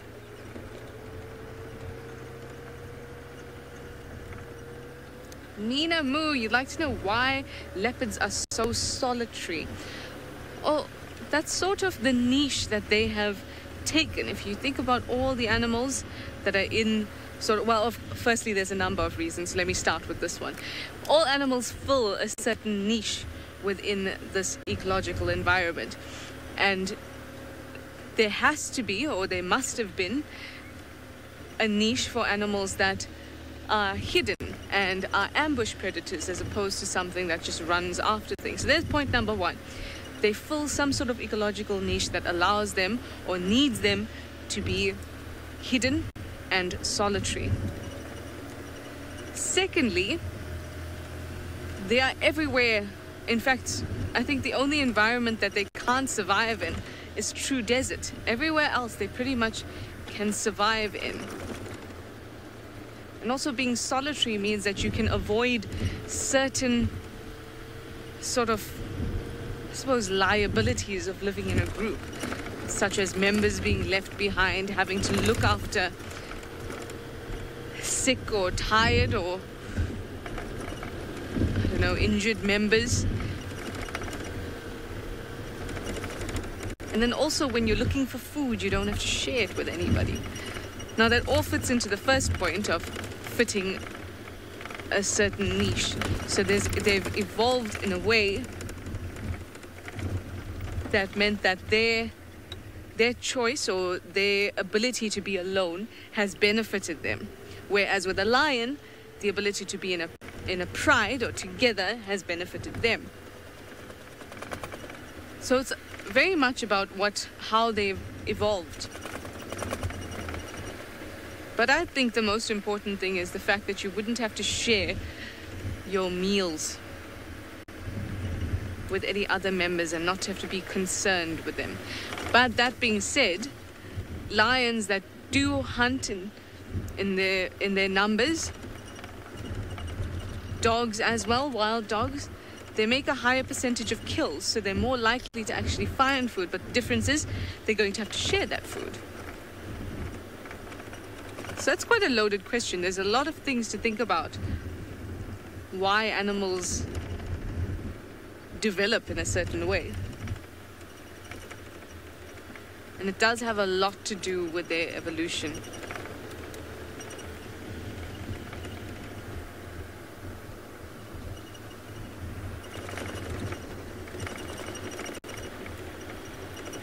So I'm also just looking for tracks. Nina, you were asking about Shidulu?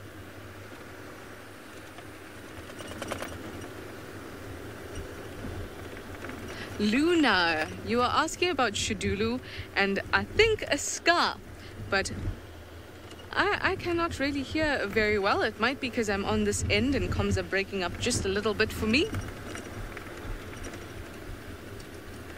Hopefully Nina would... Ah, there we go. Thank you, Nina. Thank you for clearing up. Luna, you'd like to know what is Shidulu? Shidulu is a female leopard that's on our property, or at least part of our property. And she has 2 little cubs at the moment.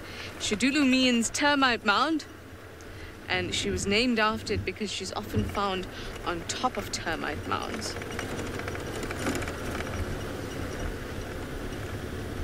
I think that she was born in 2014 or 15 in the spring. I will double check that for you just now.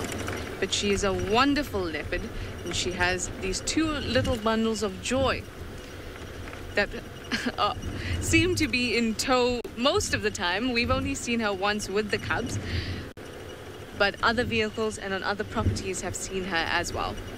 So we know that they're well and healthy, and it's just a matter of finding them.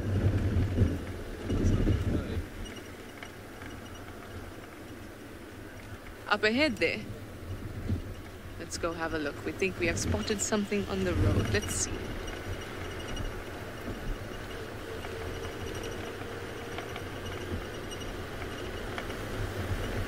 Also keeping an eye out for tracks, but the problem with a road like this is it's because it's so well driven on, tracks can often be obliterated quite easily. I also need to keep an eye up into the trees.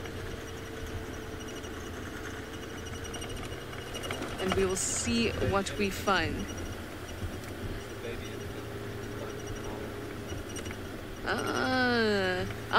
I see up ahead.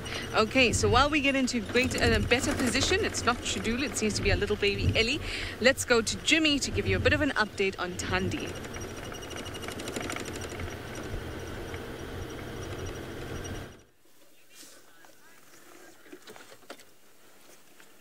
We've just cut around to a little track, and she still was moving. She's static in here, and we just heard an impala bark to our north. So we're going to go back and see if she moves in front of us.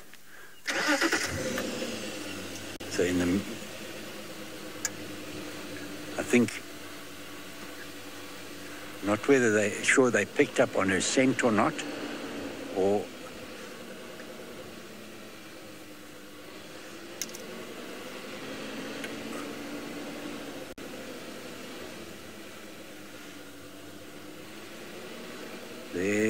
okay, what have we got there?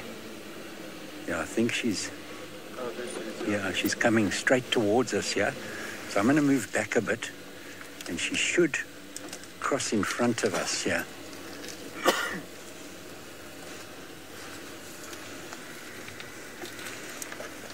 Geez, the light's not...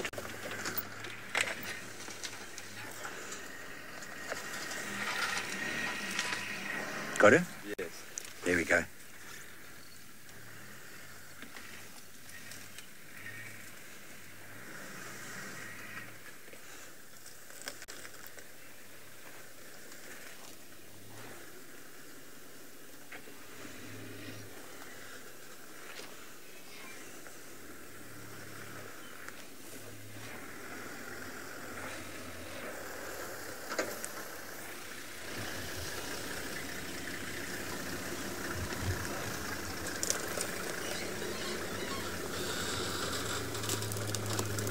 She definitely heard that impala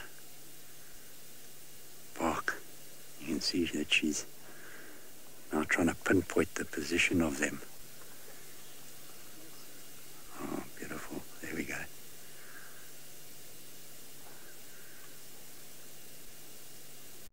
See those ears and eyes pinned on, trying to find the position of these impala.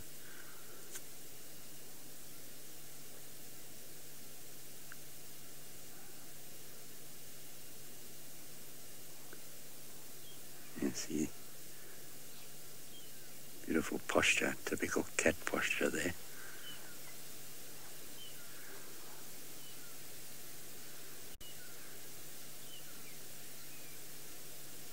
Sniffing the air a bit, you see that head raised slightly.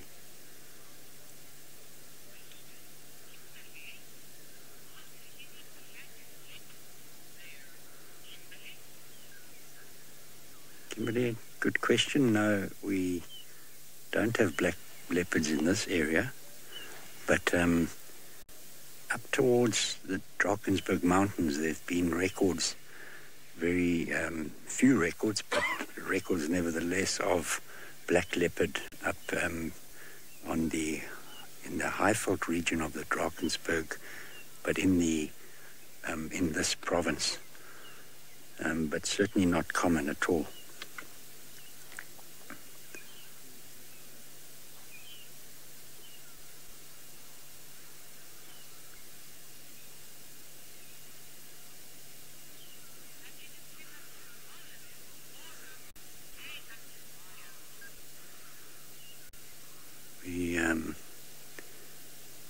Going to stay as long as we can with her and send you over to Lauren with those lions she has. Oh. Relaxing cat. Okay, the situation remains. We've got two lionesses who have just spotted the warthogs. I think it is the same family walking directly towards them. I can feel the tension, it's in the air. One lioness is very visible on the mound, so she's just frozen, watching them. But one lioness spotted them and she's actually gone in to the vegetation to begin her stalking. So we've tried to position ourselves to get a view of everything, because these lionesses are hungry and they're up to something. And one of them was very focused on this warthog family. I feel like they're not entirely too sure. Oh, wow, we've got some lightning in the sky now. I don't know where that lioness is that went off into the thicket. She's there, she's watching them. But I think she needed them to come a little bit closer, and they're not. So this is a visible one. Look at that body posture. Communication right within itself there. You can tell this lion is trying not to move, not to attract any tension. She's got her body low to the ground, but she's alert. She's watching these warthogs very, very intently. I just can't see where the other lioness went. Okay, the warthogs are moving closer. I don't think they're aware they're walking into lions. I really don't. Now, this lioness on the mound must stay still because the warthogs are nervous. But they are indeed walking right in the direction of all of these lions. Now, they're very separated. So I honestly don't know what's going to happen here. I want the warthogs to get a little bit closer.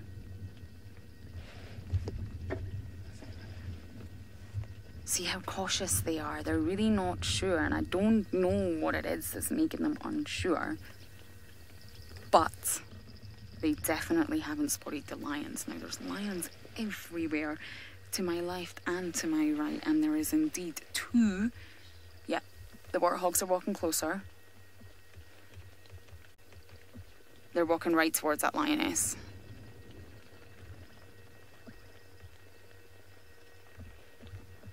Right towards her. Now, lions are master stalkers, but indeed it's all about the timing, and it's all about getting it right and making sure the prey is within the correct distance. So this is risky. A warthog would be a perfect snack, but the lioness has got to get it right. Now, they're very, very interested. Whether they're actually going to go for these warthogs or not, I'm really not sure. But I can tell you... Oh, okay, they've changed direction. They have completely changed their direction and they're walking off. Look at that. They're skipping off. I wonder if they knew something was wrong. You can see the young just trying to keep up with the adults there. Man, that was so close.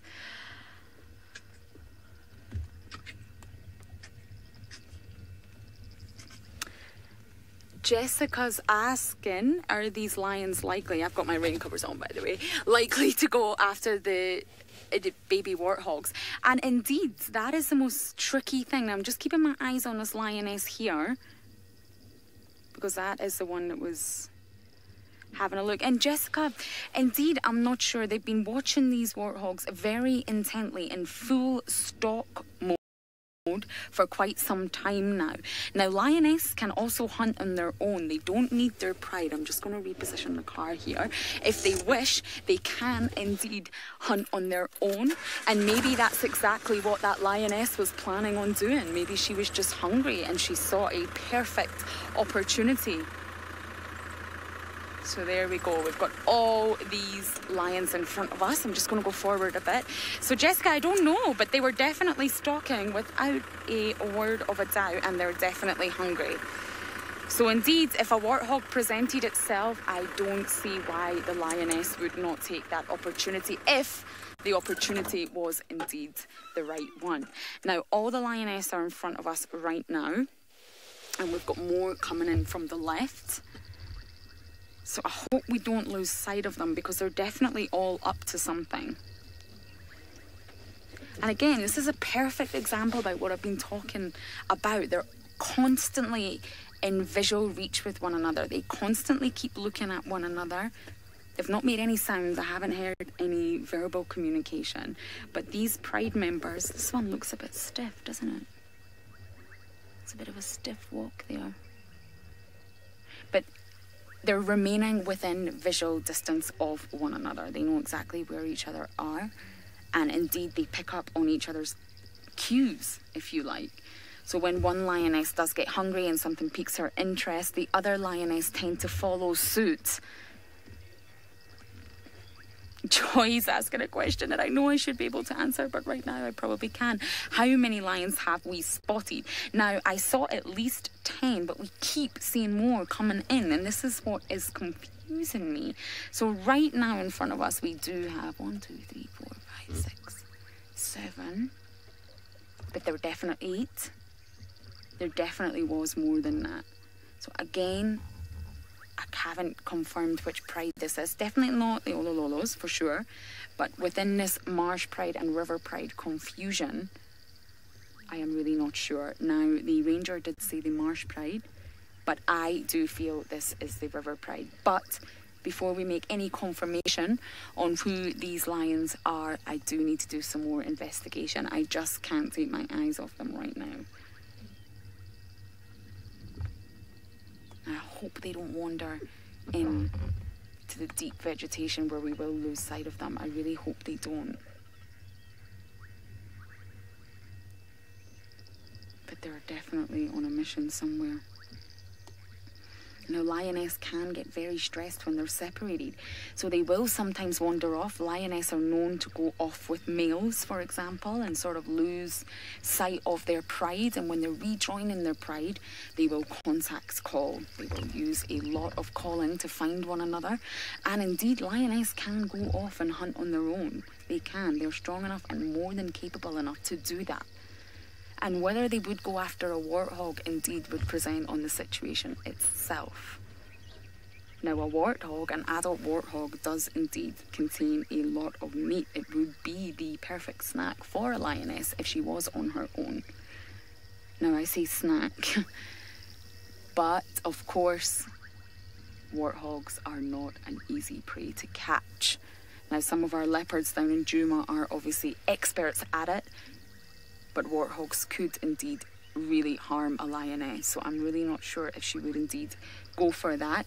I think those lioness were hoping that the warthogs would walk right towards them.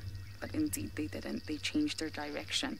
Otherwise, I do think that lioness would have went for one of the warthogs. Look at them all just listening. sensing what is going on around them, and the thunder is rumbling and the dark clouds are indeed rolling in. So bad weather is on its way. I, of course, am prepared with my rain covers. The drizzling has stopped, so we didn't need to put the rain covers on the vehicle, but I have indeed put one on myself, just in case. So the weather is changing and the lions are probably very much picking up on it, and maybe that is what is wakening them up. Now that was a tense situation, watching the warthogs get closer and closer, and obviously they made the right decision to indeed go the other way. But where we are right now is very close to Kichwa airstrip, and it is indeed where Busara was residing for quite some time. Now, interestingly enough, after the Olololo and River Pride clash, which was with Patrick, and it was a very hard sighting for everyone to watch, Busara has since not been sighted since then, and it is my firm belief that she has indeed gone far away from all the lions and all that commotion. Got another lioness coming to join the others. They do like to be close to one another, lions. They do enjoy being social, and they do enjoy contact with one another, especially lions within a pride. That is one beautiful lioness. Look at the spots on the underbelly and the legs. Stunning. So the Olololos and the River Pride territories meet. So obviously territories are fluid, but indeed the sort of boundaries of the two prides do clash, and that is indeed what happened the other day. So my feeling is that this is indeed the River Pride, but I will check up on that right now and get back to you. So indeed, I am not the only one looking for spots. I have my spots in the form of lions, but Trishala is still looking for hers.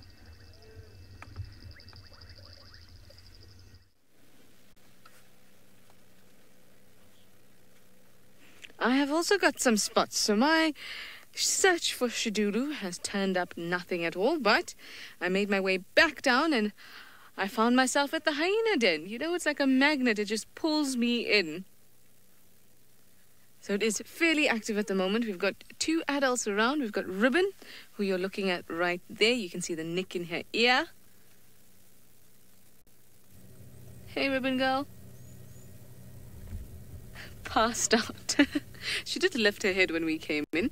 And we've also got the big Corks. There she is. Hey, Corky. Also knocked out flat. And there we've got one of Pretty's cubs. Looking quite big, I must say. Nice and fluffy. Jamie's always told us that they go through a phase where they get really, really fluffy when they're kind of just coming out of cubhood almost, or the normal, very protective stages where they're still hanging about by the den all the time. And this is kind of where Pretty's cubs are at the moment, because they're mooching about all over the place. I saw them crossing the road the other day in the evening. So they've definitely grown a lot. So shaggy and so sleepy. It's a very sleepy day out here in Juma. Now Corky's around, so I wonder where Plonky is. She's showing us a nice view of those pads of her feet, so you can see exactly where those tracks come from. You can see that each toe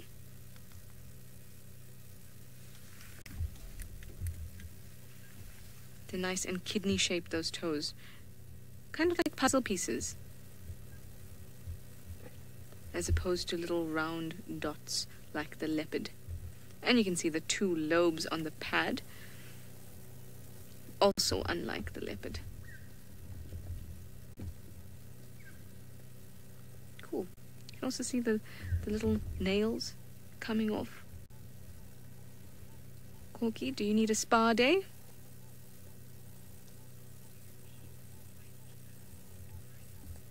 Brennan, a really interesting question there. You'd like to know what the laughing means for hyenas. Now, you'd be probably familiar with the fact that hyenas do laugh, or some of them at some point in their life will be laughing away. For example, Corky here does not do a lot of laughing, because laughing is something that indicates nervousness or subordinates almost.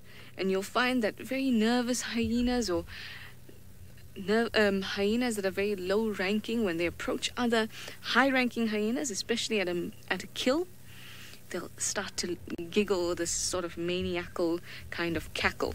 Oh, there you go, I rhymed. Hello.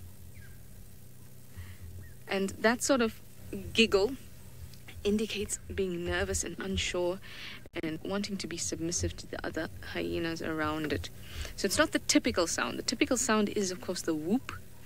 Whoop. Goes something like that.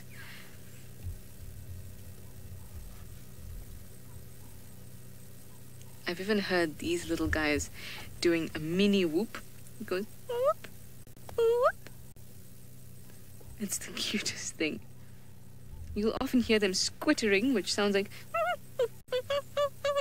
kind of like your puppy does. And I didn't actually hear them do the little whoop before, but then I heard it and I thought, that is the cutest thing. Fast asleep. But you'll notice that they're never quite totally asleep. Well, I can't speak for Ribbon here, who looks absolutely knocked out. I mean, Ribbon hasn't budged. Do I even see her nose dripping there? It is. Oh, it's a proper drooly sleep. Luna, you'd like to know if Ribbon is low ranking?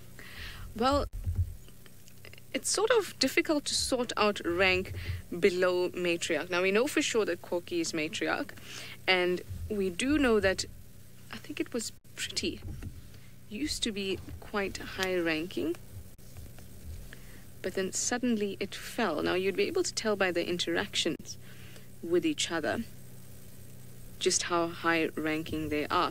And now Corky sort of overthrew the previous matriarch, which was, I think, Madam, and Pretty, whose cub is around here above Corky. There we go, that's Pretty's cub. Pretty was actually the daughter of Madam, or possibly, most likely, the daughter of Madam. So she would have been next in line, if that makes sense. And she used to kind of be very high ranking, but then something happened and she dropped in her rank. And now we say dropped in her rank, that's something that you can see quite easily when they interact, and you can see who lifts up their leg first for the greeting, whose head is down in a submissive kind of way. And as for Ribbon, who we are speaking about, she has kind of always just been... Oh, Corks, lifting up your head. Ribbon, you're also stirring. She has always kind of been in the middle, from what I can gather. I don't imagine that she was ever very high ranking, but the fact that she is denning here with June and her cubs means that possibly they're on the same level. But when Corky comes into the show and thrown into the mix, there's no doubt at all about her status. Flop back down. Hey, Corky. Corky's gone a bit alert. I think she can hear a vehicle going by, and she's just lifted up her head.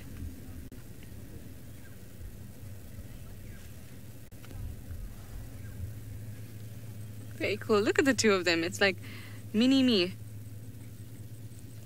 Next to each other, both with the ears up, both ears moving side to side, listening around.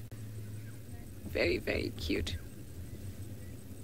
Ah, there seems to be someone else coming in. And now, if there are cubs around, which there is someone else coming in, then I will move off and give them an opportunity to view them as well. So while I do that, why don't I send you over to Jimmy to give you a small update on what Tandi's been doing.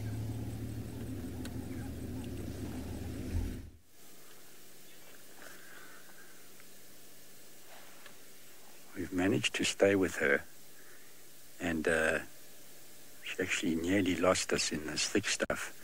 Now, if you can see, it's pretty much all you can see is a little white tip of her tail. She's definitely heard something to the north of her, to our left, and we're going to try and get a little bit closer, but I want to try and get parallel to her.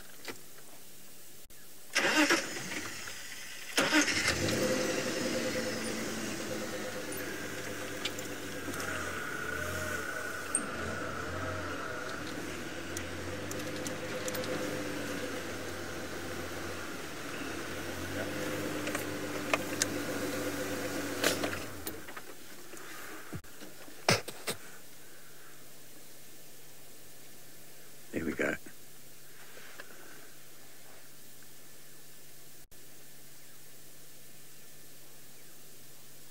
think she's having... Her ears seem to be moving in both directions. We had a hyena that was following her a little while ago, but seems to have moved off, so she's more relaxed now. But seems to be having a short rest, but certainly alert nonetheless. Look at that amazing camouflage in this brown grass.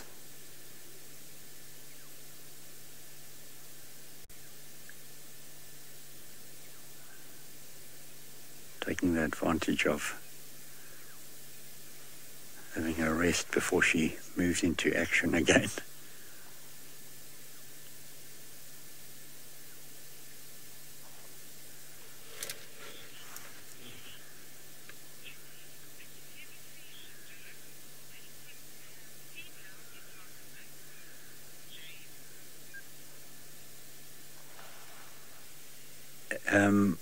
I have seen Shudulu a while ago, and yes, I haven't seen Shudulu often, but I have seen Shudulu, yes.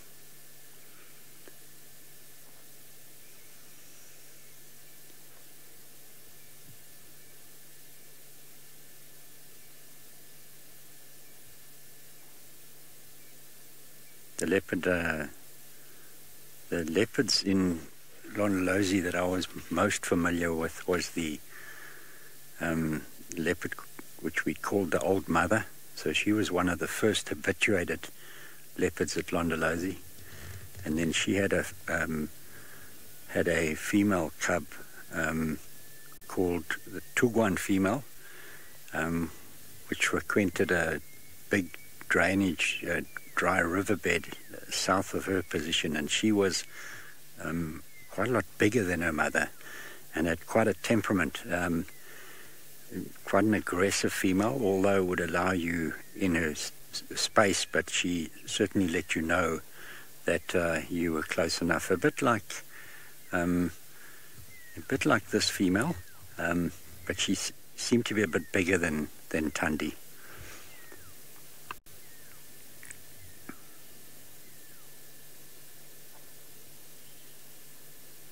I think she's really probably taking advantage of the light dropping now, because that will benefit her more as it gets a bit darker. She's been moving quite a lot. I mean, she was found in the heat of the day moving, so she's moved quite a distance in the heat. So she's certainly making the most of this temperature cooling down now.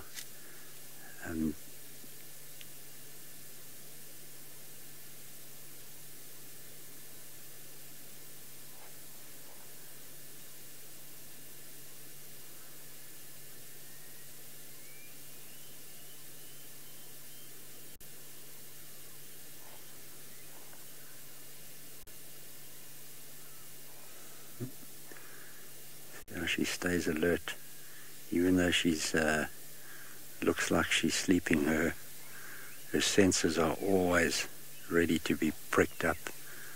And that's obviously how they survive in these environments.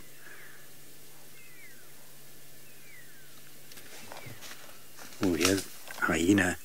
That's what she heard. Hyena's just sneaked in and has picked up her scent. In fact, I wonder if there's not more than one hyena. There's a hyena coming from our right towards her. There we go. So there we go. You can see how she picked that up long before I heard anything. So watch this. This is phenomenal. She's probably going to give it a bit of a charge and then dash off, I would imagine. Look at her tail. I don't think the hyena's even seen her.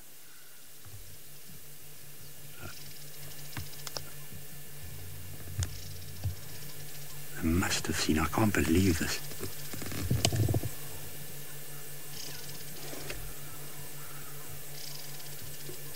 He hasn't seen it. He's heard it.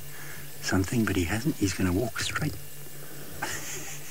I can't believe. They're literally 2 meters apart.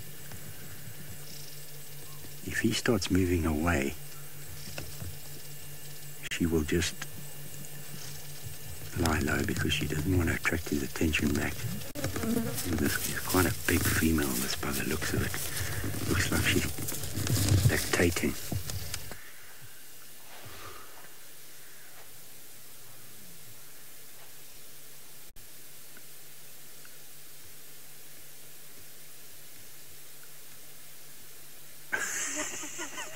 Crazy.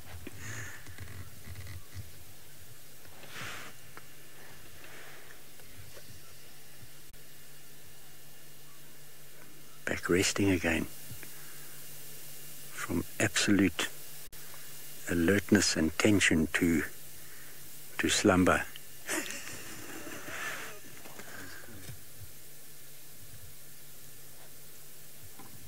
Well, let's wait for the next hyena. that was some interesting behavior and action.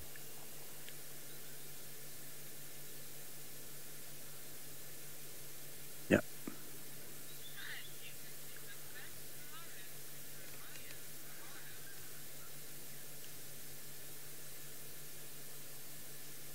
Well, we're definitely going to sit around with her, and while we do that and she takes a nap, we're going to send you to Lauren in the Masai Mara.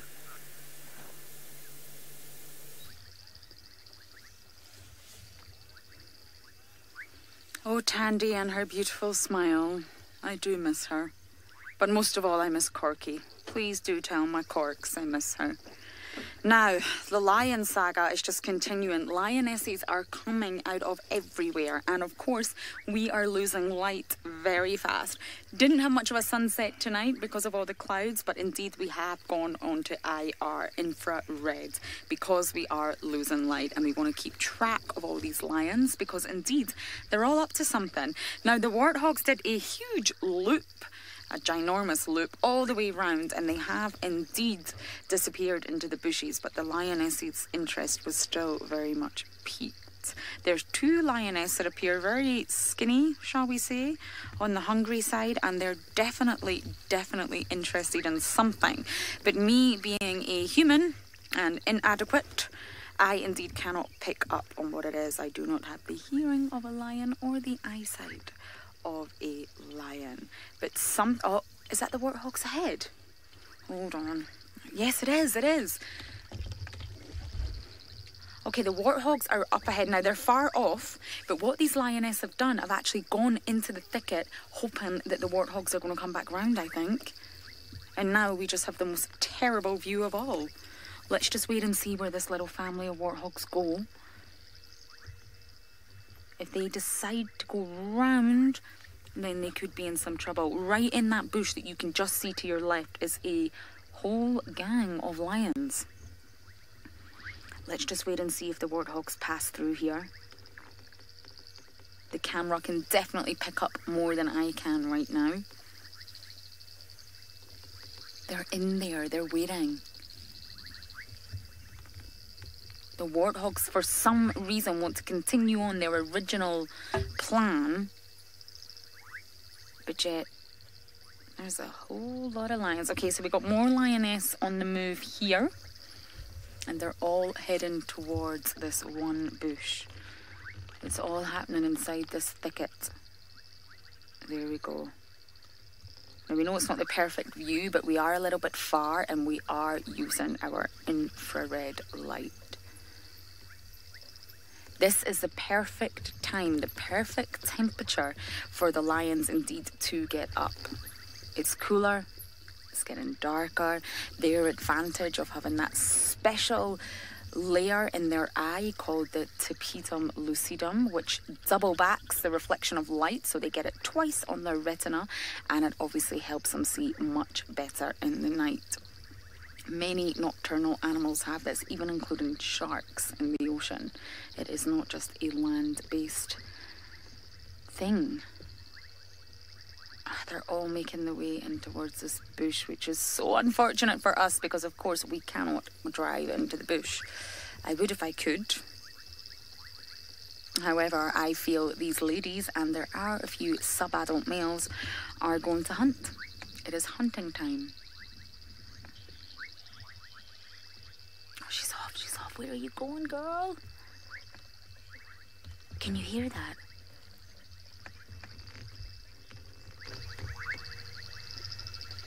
Okay, they've all ran off in the one direction. I can hear lots of vocalizations, and unfortunately, my vision is the bush. There's definitely something going on behind that bush right now, and unfortunately, we are not able to get any closer. What shall we do? I think we're going to wait it out. There's a warthog. Walking right into the lions.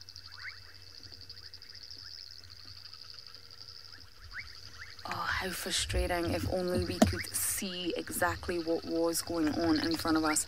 But all these lions are after something. I think I'm just going to stay put here for now, maybe go a little bit further forward, and indeed I think the lions will come back with something.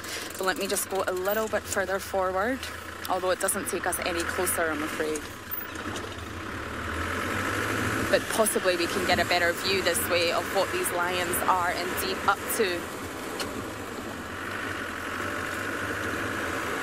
Oh, it's so difficult to see. I do not have nocturnal eyes. But I think they chased the warthog, or at least one of them. Now the land is very marshy here because of all the rains. I can't see anything just yet. Oh wait. Can you see anything, Bungay?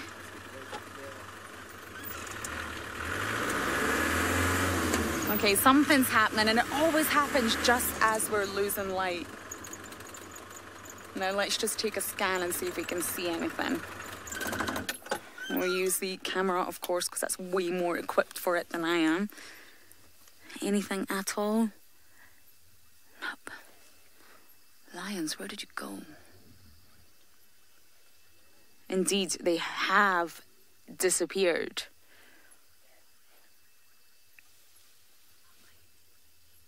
All of those lions, how on earth can you just disappear from us like that? That is incredible. Of course, they've obviously gone into the bushes, and I really do think they were chasing right after us. Okay. That indeed does look like a very relaxed lioness. One that is indeed not hunting or stalking. There you go. Everyone else seems to have disappeared, but we do have one lioness rolling around in the grass, which was not what I expected. Oh, here we go. Here's the other one.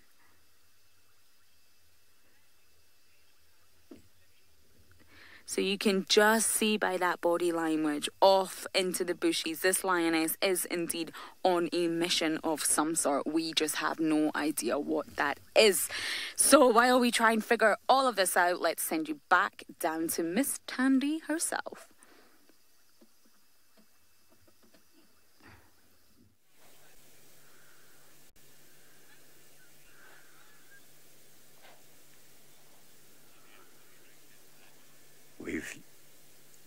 stuck with her and followed her back towards a drainage line, and luckily for us, she took up into this marula tree. Seems to be resting in this marula now. So it's going to be worth sticking with her. She's definitely got up here to see if there was, to get an elevation and watch. She was looking out as we got closer to her. She seems to be having another snooze in the tree for now. So we're going to reposition so we can maybe get a bit more of a better angle on her. So just stay with us, folks, while we move. And then also, if she comes down, we might be in a better position for her when she comes down.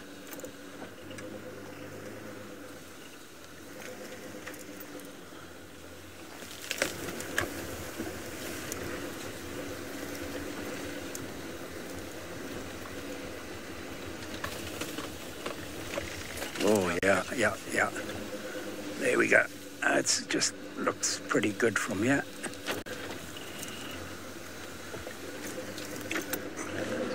Good? Yeah. There we go, Seb.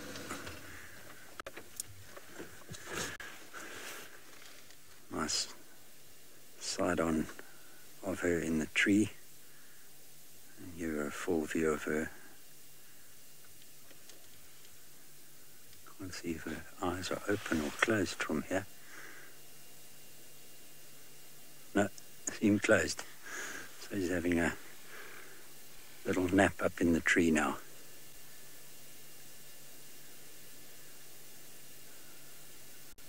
Ah, beautiful. I'll zoom out and show you how stunning is that. Yeah, doesn't get better than that, huh? No, absolutely. Nice pastel sky behind her, and I think if she comes down we might be in quite a good position to get her side on, hopefully not behind the tree. She's heard something again. I wonder if it's not another hyena. See how her senses just are always on tune.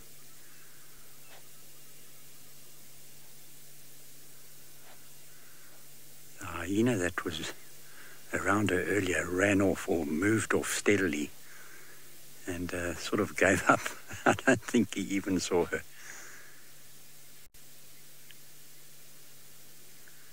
Typical leopard pose.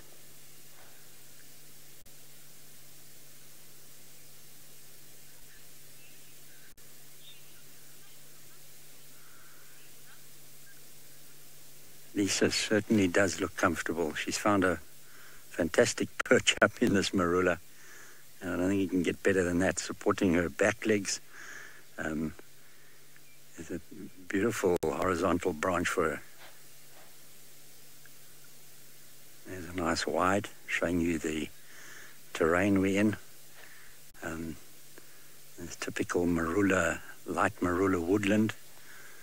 And she's luckily moved out of the thicker stuff. So we managed to stay with her, fortunately.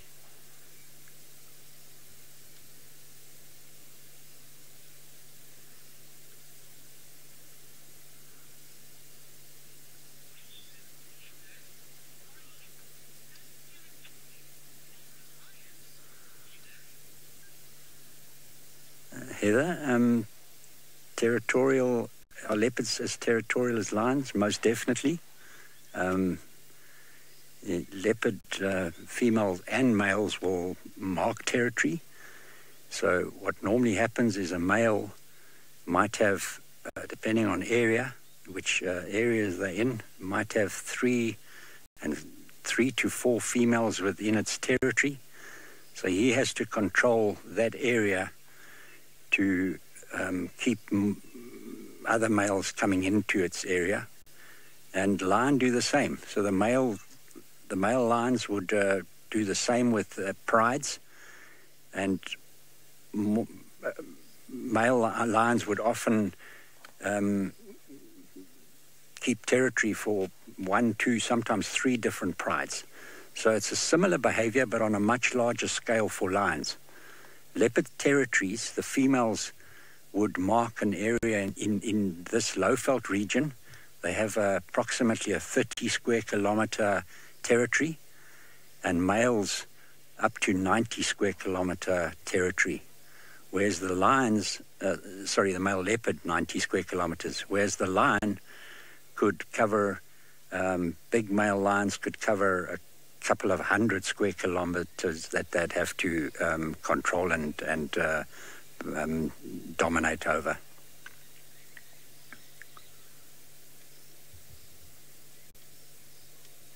And how they would control that territory is by moving on its boundaries and marking with urine, scratching the ground, spreading the scent on its feet, and transmitting the scent wider than just the urine patch.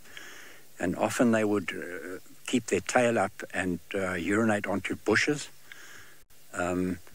And both leopard and lion do that. And then also vocal, so they would roar to keep nomadic males out of their territory. So they're vocal and scent.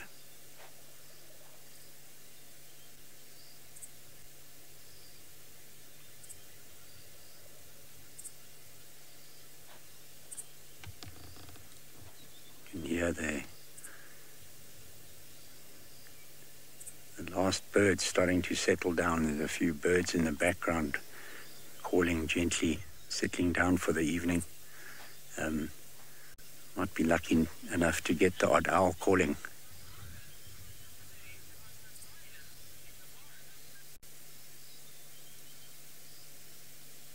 She looks pretty settled for now. We're going to see what Lauren is up to with those lions. She might have a bit more action than we do right now. So we'll send you to Lauren.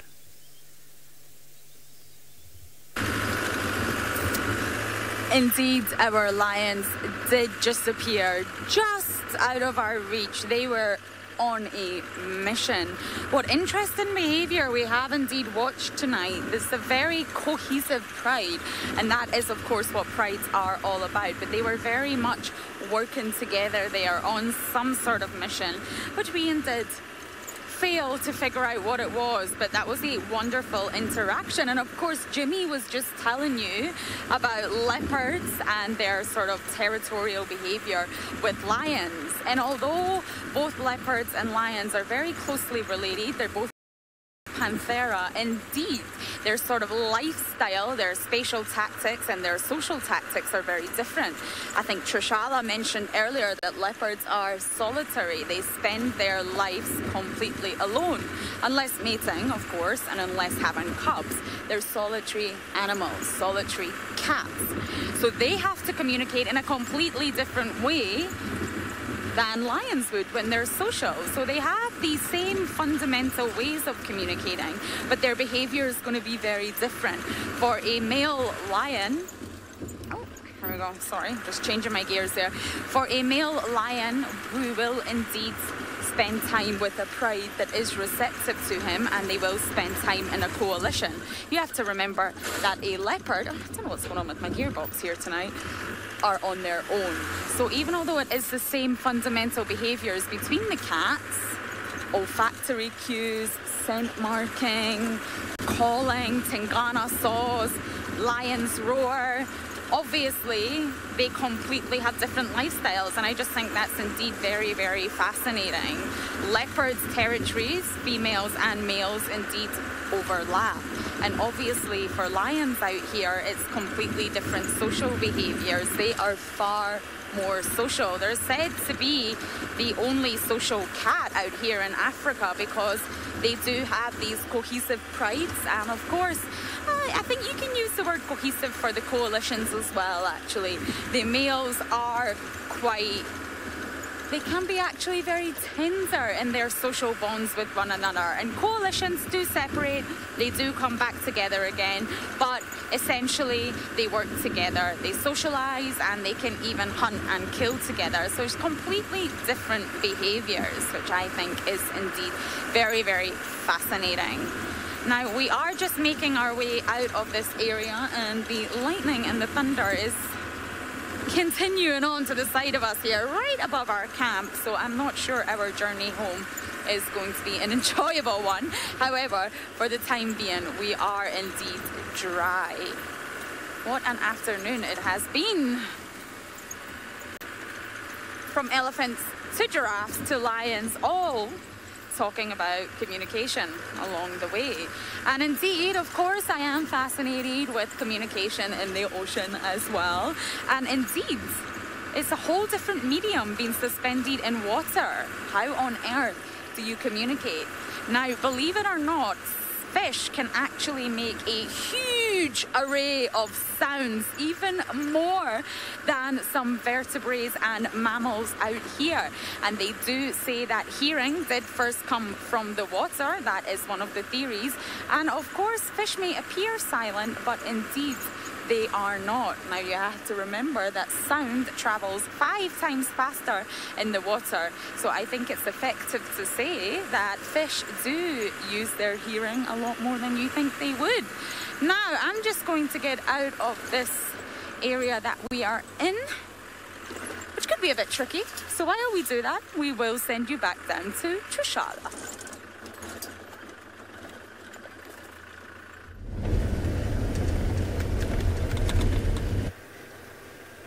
Yes, well, speaking of hearing, there's lots of animals around here that have great hearing, and you can see it from the size of their massive ears, like a kudu. Kudus have these huge ears. And the wild dog's ears, those are really striking. So you can tell that hearing is such a great advantage. Of course, there's some animals that you can barely see ears, and they kind of have just little holes in the sides of their heads, like reptiles, like lizards. They have those type of inner ears and not much else externally. Well, speaking of reptiles, I'll tell you my fun fact for the day. On this day in 1989, a 150 million year old dinosaur egg was discovered. And that was really important because for a long time there had been a gap in the fossil record in that 100 million year sort of section. So that was the first time that they had found a dinosaur egg with an embryo still inside it. And I think that's really cool. So on this day, it was published in Science, so that's a journal, on the 31st of March, 1989. And that sort of egg that a reptile would produce, well, they're called amniotes, which is basically most of us, it's mammals, reptiles, and birds produce a kind of egg with separate little bits, and it has different parts to it. You have the amnion, which is the actual liquid that the fetus sits in, and that's an adaptation from being in the sea for a long time, or things having evolved from creatures in the sea, because it was so important that that fetus wouldn't dry out. So then that adaptation became quite important, to have that body of water in you now. So that is the amnion, and then you also have the chorion, which is the part of the egg where gas exchange happens. And that's a really cool part in a hyena, because in a hyena, that is very similar to our own.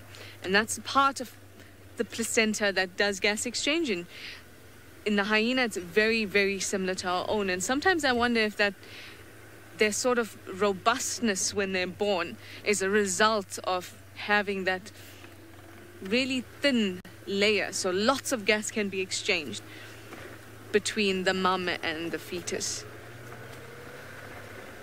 There's also the allantois. It's said in a strange way. I might have said it incorrectly, but I'm sure it's an allantois. And that is the part of the egg where waste gets taken away or stored. And with reptiles, it's usually stored in the form of uric acid. And that's because if it's stored as urine like it is within us, then they're wasting water that they could have used in other ways. So they actually store it as little crystals of uric acid, which I find really cool. And then of course you have the yolk sac, and the yolk sac is where the fetus is getting all of its nutrients from. So there you go, dinosaur egg 150 million years ago, and now you know all the parts of the egg too. I think it's quite cool. It's amazing how we find these things, and it kind of puts you in your place. It makes you remember the fact that it's not just us on the planet, and it hasn't been just us that have been dominant on the planet. There was a time where we weren't here and everything was working perfectly well. It's always nice to remember that.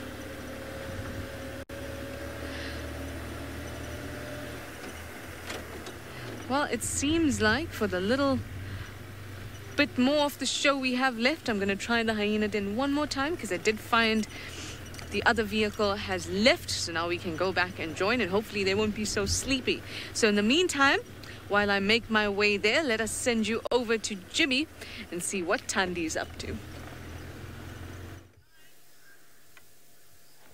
Well, folks, not much has changed.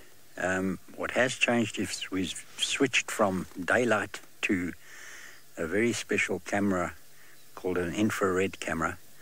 And as you can see, it's got grayish tones, and it's a little bit more grainy, but it gives us the advantage of viewing these animals in darker conditions without affecting them with bright lights on them. So it's quite a artistic effect, and it really does give us an advantage of viewing these nocturnal, well, these animals that are active at night. And it's really a special camera, and helps enormously in these conditions. Without it, you wouldn't see it at all without shining lights on her. So it's fantastic advantage for us. You can see the tones now that Seb has pulled back. You can see how the sky has got this beautiful pale blue grey effect, and then the greys and dark colours of the tree and leaves. It's actually very special to be able to see the effect of these cameras. But she's slumbering on, and hasn't moved much at all while you've been up in the Mara. And we're going to just sit around for a little bit longer. I don't think she's going to do much, but we'll sit here for a little bit longer. No hyena rocked in here while we've been sitting with her in the tree.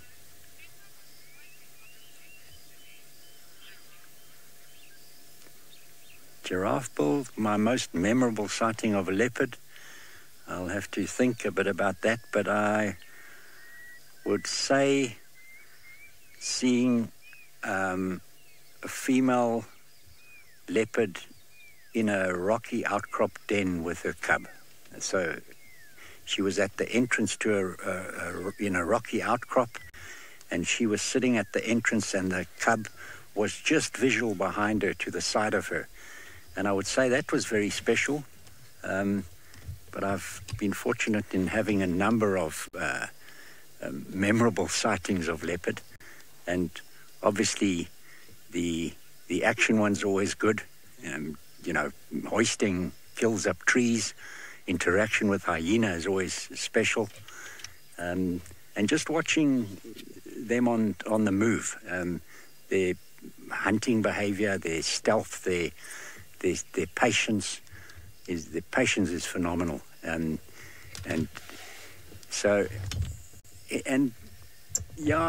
big males, you know, moving close to you, you really get a sense of the power of these animals. So I've had a number of wonderful experiences with these cats, but leopard and cubs is always very special.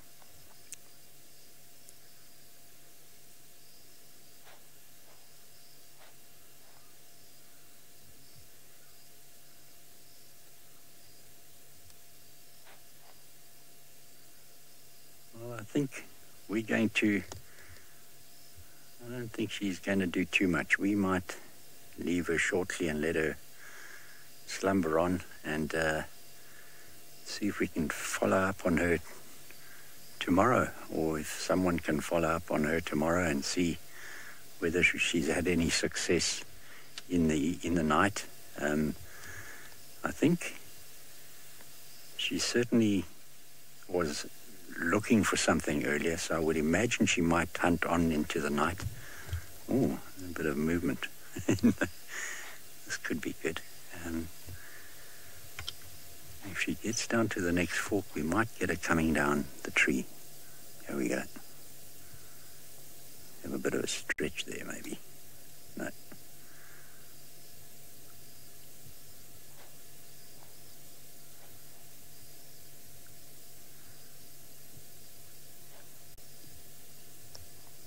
Yeah. Hopefully down the right slope of the tree. No, hang. Come on, come this side, girl. Yeah.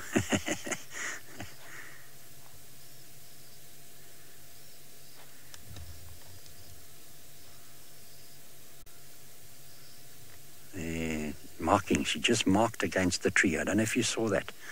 She had her tail up and she actually marked against that tree before she moved off. So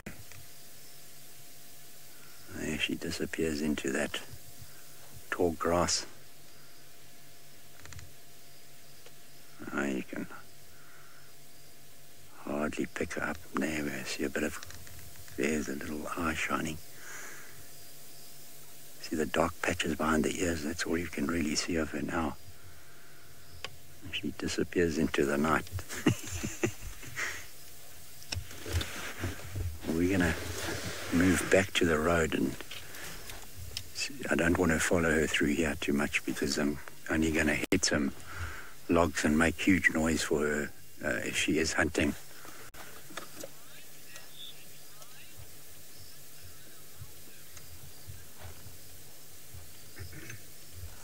So we'll be heading off to the road, try and find a road and leave you to Lauren in the Mara with apparently some storms building. Hey, get into gear.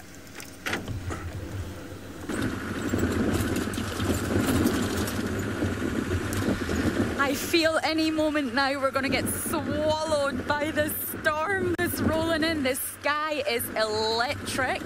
It is dark. It is ominous, and it's going to be some night ahead. I can only hope we make it back safely in time before the absolute downpour that is on its way makes it to us. But for now, we did try to give you a view of the lightning, but it's been very sporadic all of a sudden, and we're not quite managing to get the perfect view for you. But I can assure you it is absolutely electric right now.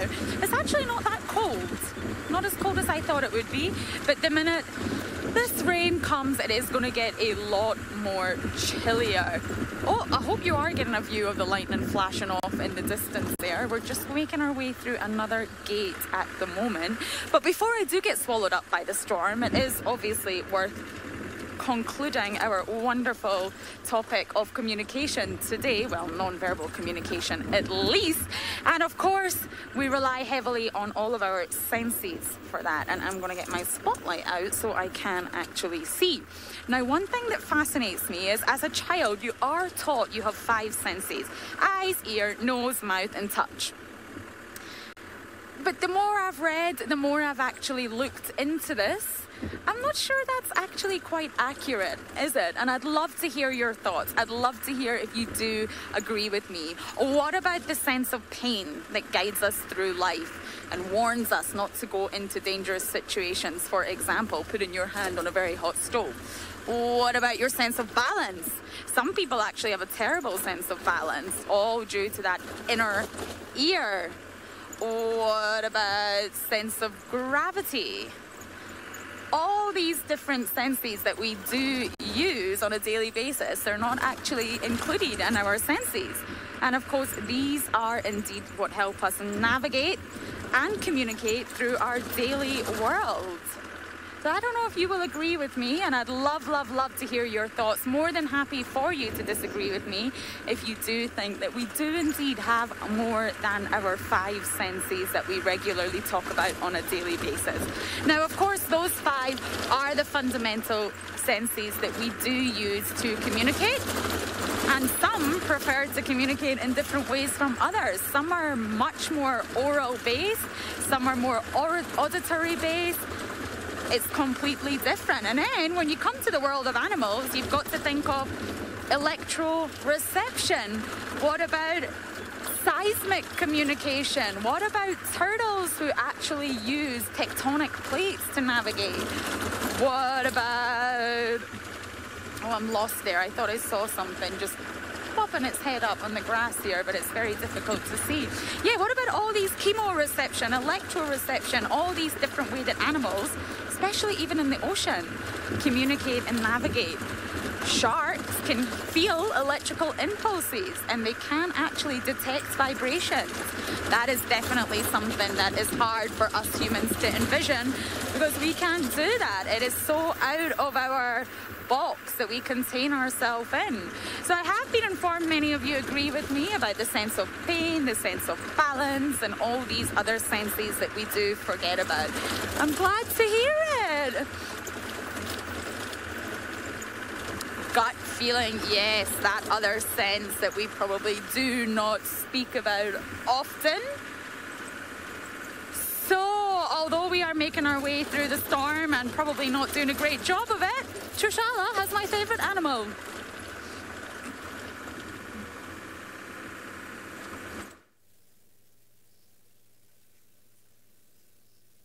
Yes, I found myself a friend here. Hello, cubby. So this is one of Pretty's cubs. It's grown so much. Look how tall it is. Very, very sweet. Always when I come here, these two, Pretty's two, and Plonk must come to the car to say hello. Always. And I love it. I do love it. And when I have to say to them, stop it, stop it, I half don't want them to stop, but they need to stop, of course, before they start chomping on tires. Look at that. Look at how grown it is. And the shape of the back is just so like an adult. Monique, you'd like to know if the...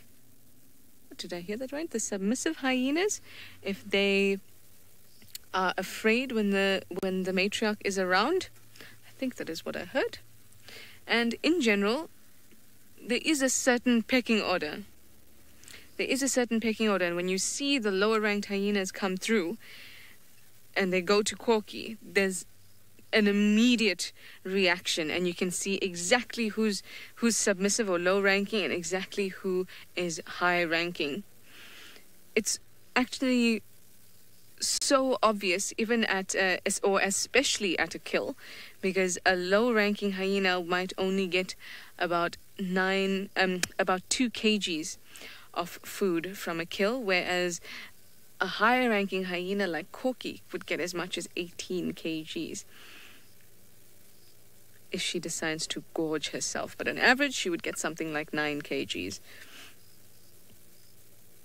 So it is really, really obvious. And if you say scared, Monique, I'm sure there is an element of fear, as in you don't want to sort of make the matriarch angry with you, because if she is, then she might just decide that she's had enough and she wants to get rid of you. And if she decides that and you can't fight back, then you have a problem. Nina has just told me if they asked me if they feel safer when the matriarch is around or the high-ranking hyena is around. Well, I suppose there's a bit of both. I often think of hyena social structure or hierarchy a lot like the mafia, if that makes sense. So although there's a top dog and he will take care of you, or she will, in this case, she will take care of you no matter what, and you are part of her clan. You are slightly in fear that she might just snap at you, but then at the same time, she's also protecting you. So it's a bit of a catch-22, and you want to make sure that you are always on the right page. And here, Corky wants to, the subordinate females want to make sure that Corky knows that she's totally respected, and that unless they're deciding to overthrow her, they better toe the line. And you will see it clearly when Corky is around and the other hyenas come through. Very, very clear.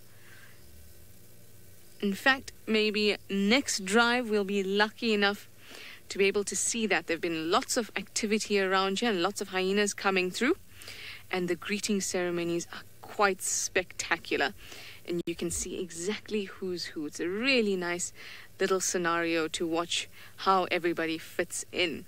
Well, it's been an awesome drive, and this little cubby says good night as he goes back into the den. Yes. And of course, thank you so much for your questions and comments. We always love having you guys on board, and we'll see you in the morning for the sunrise safari.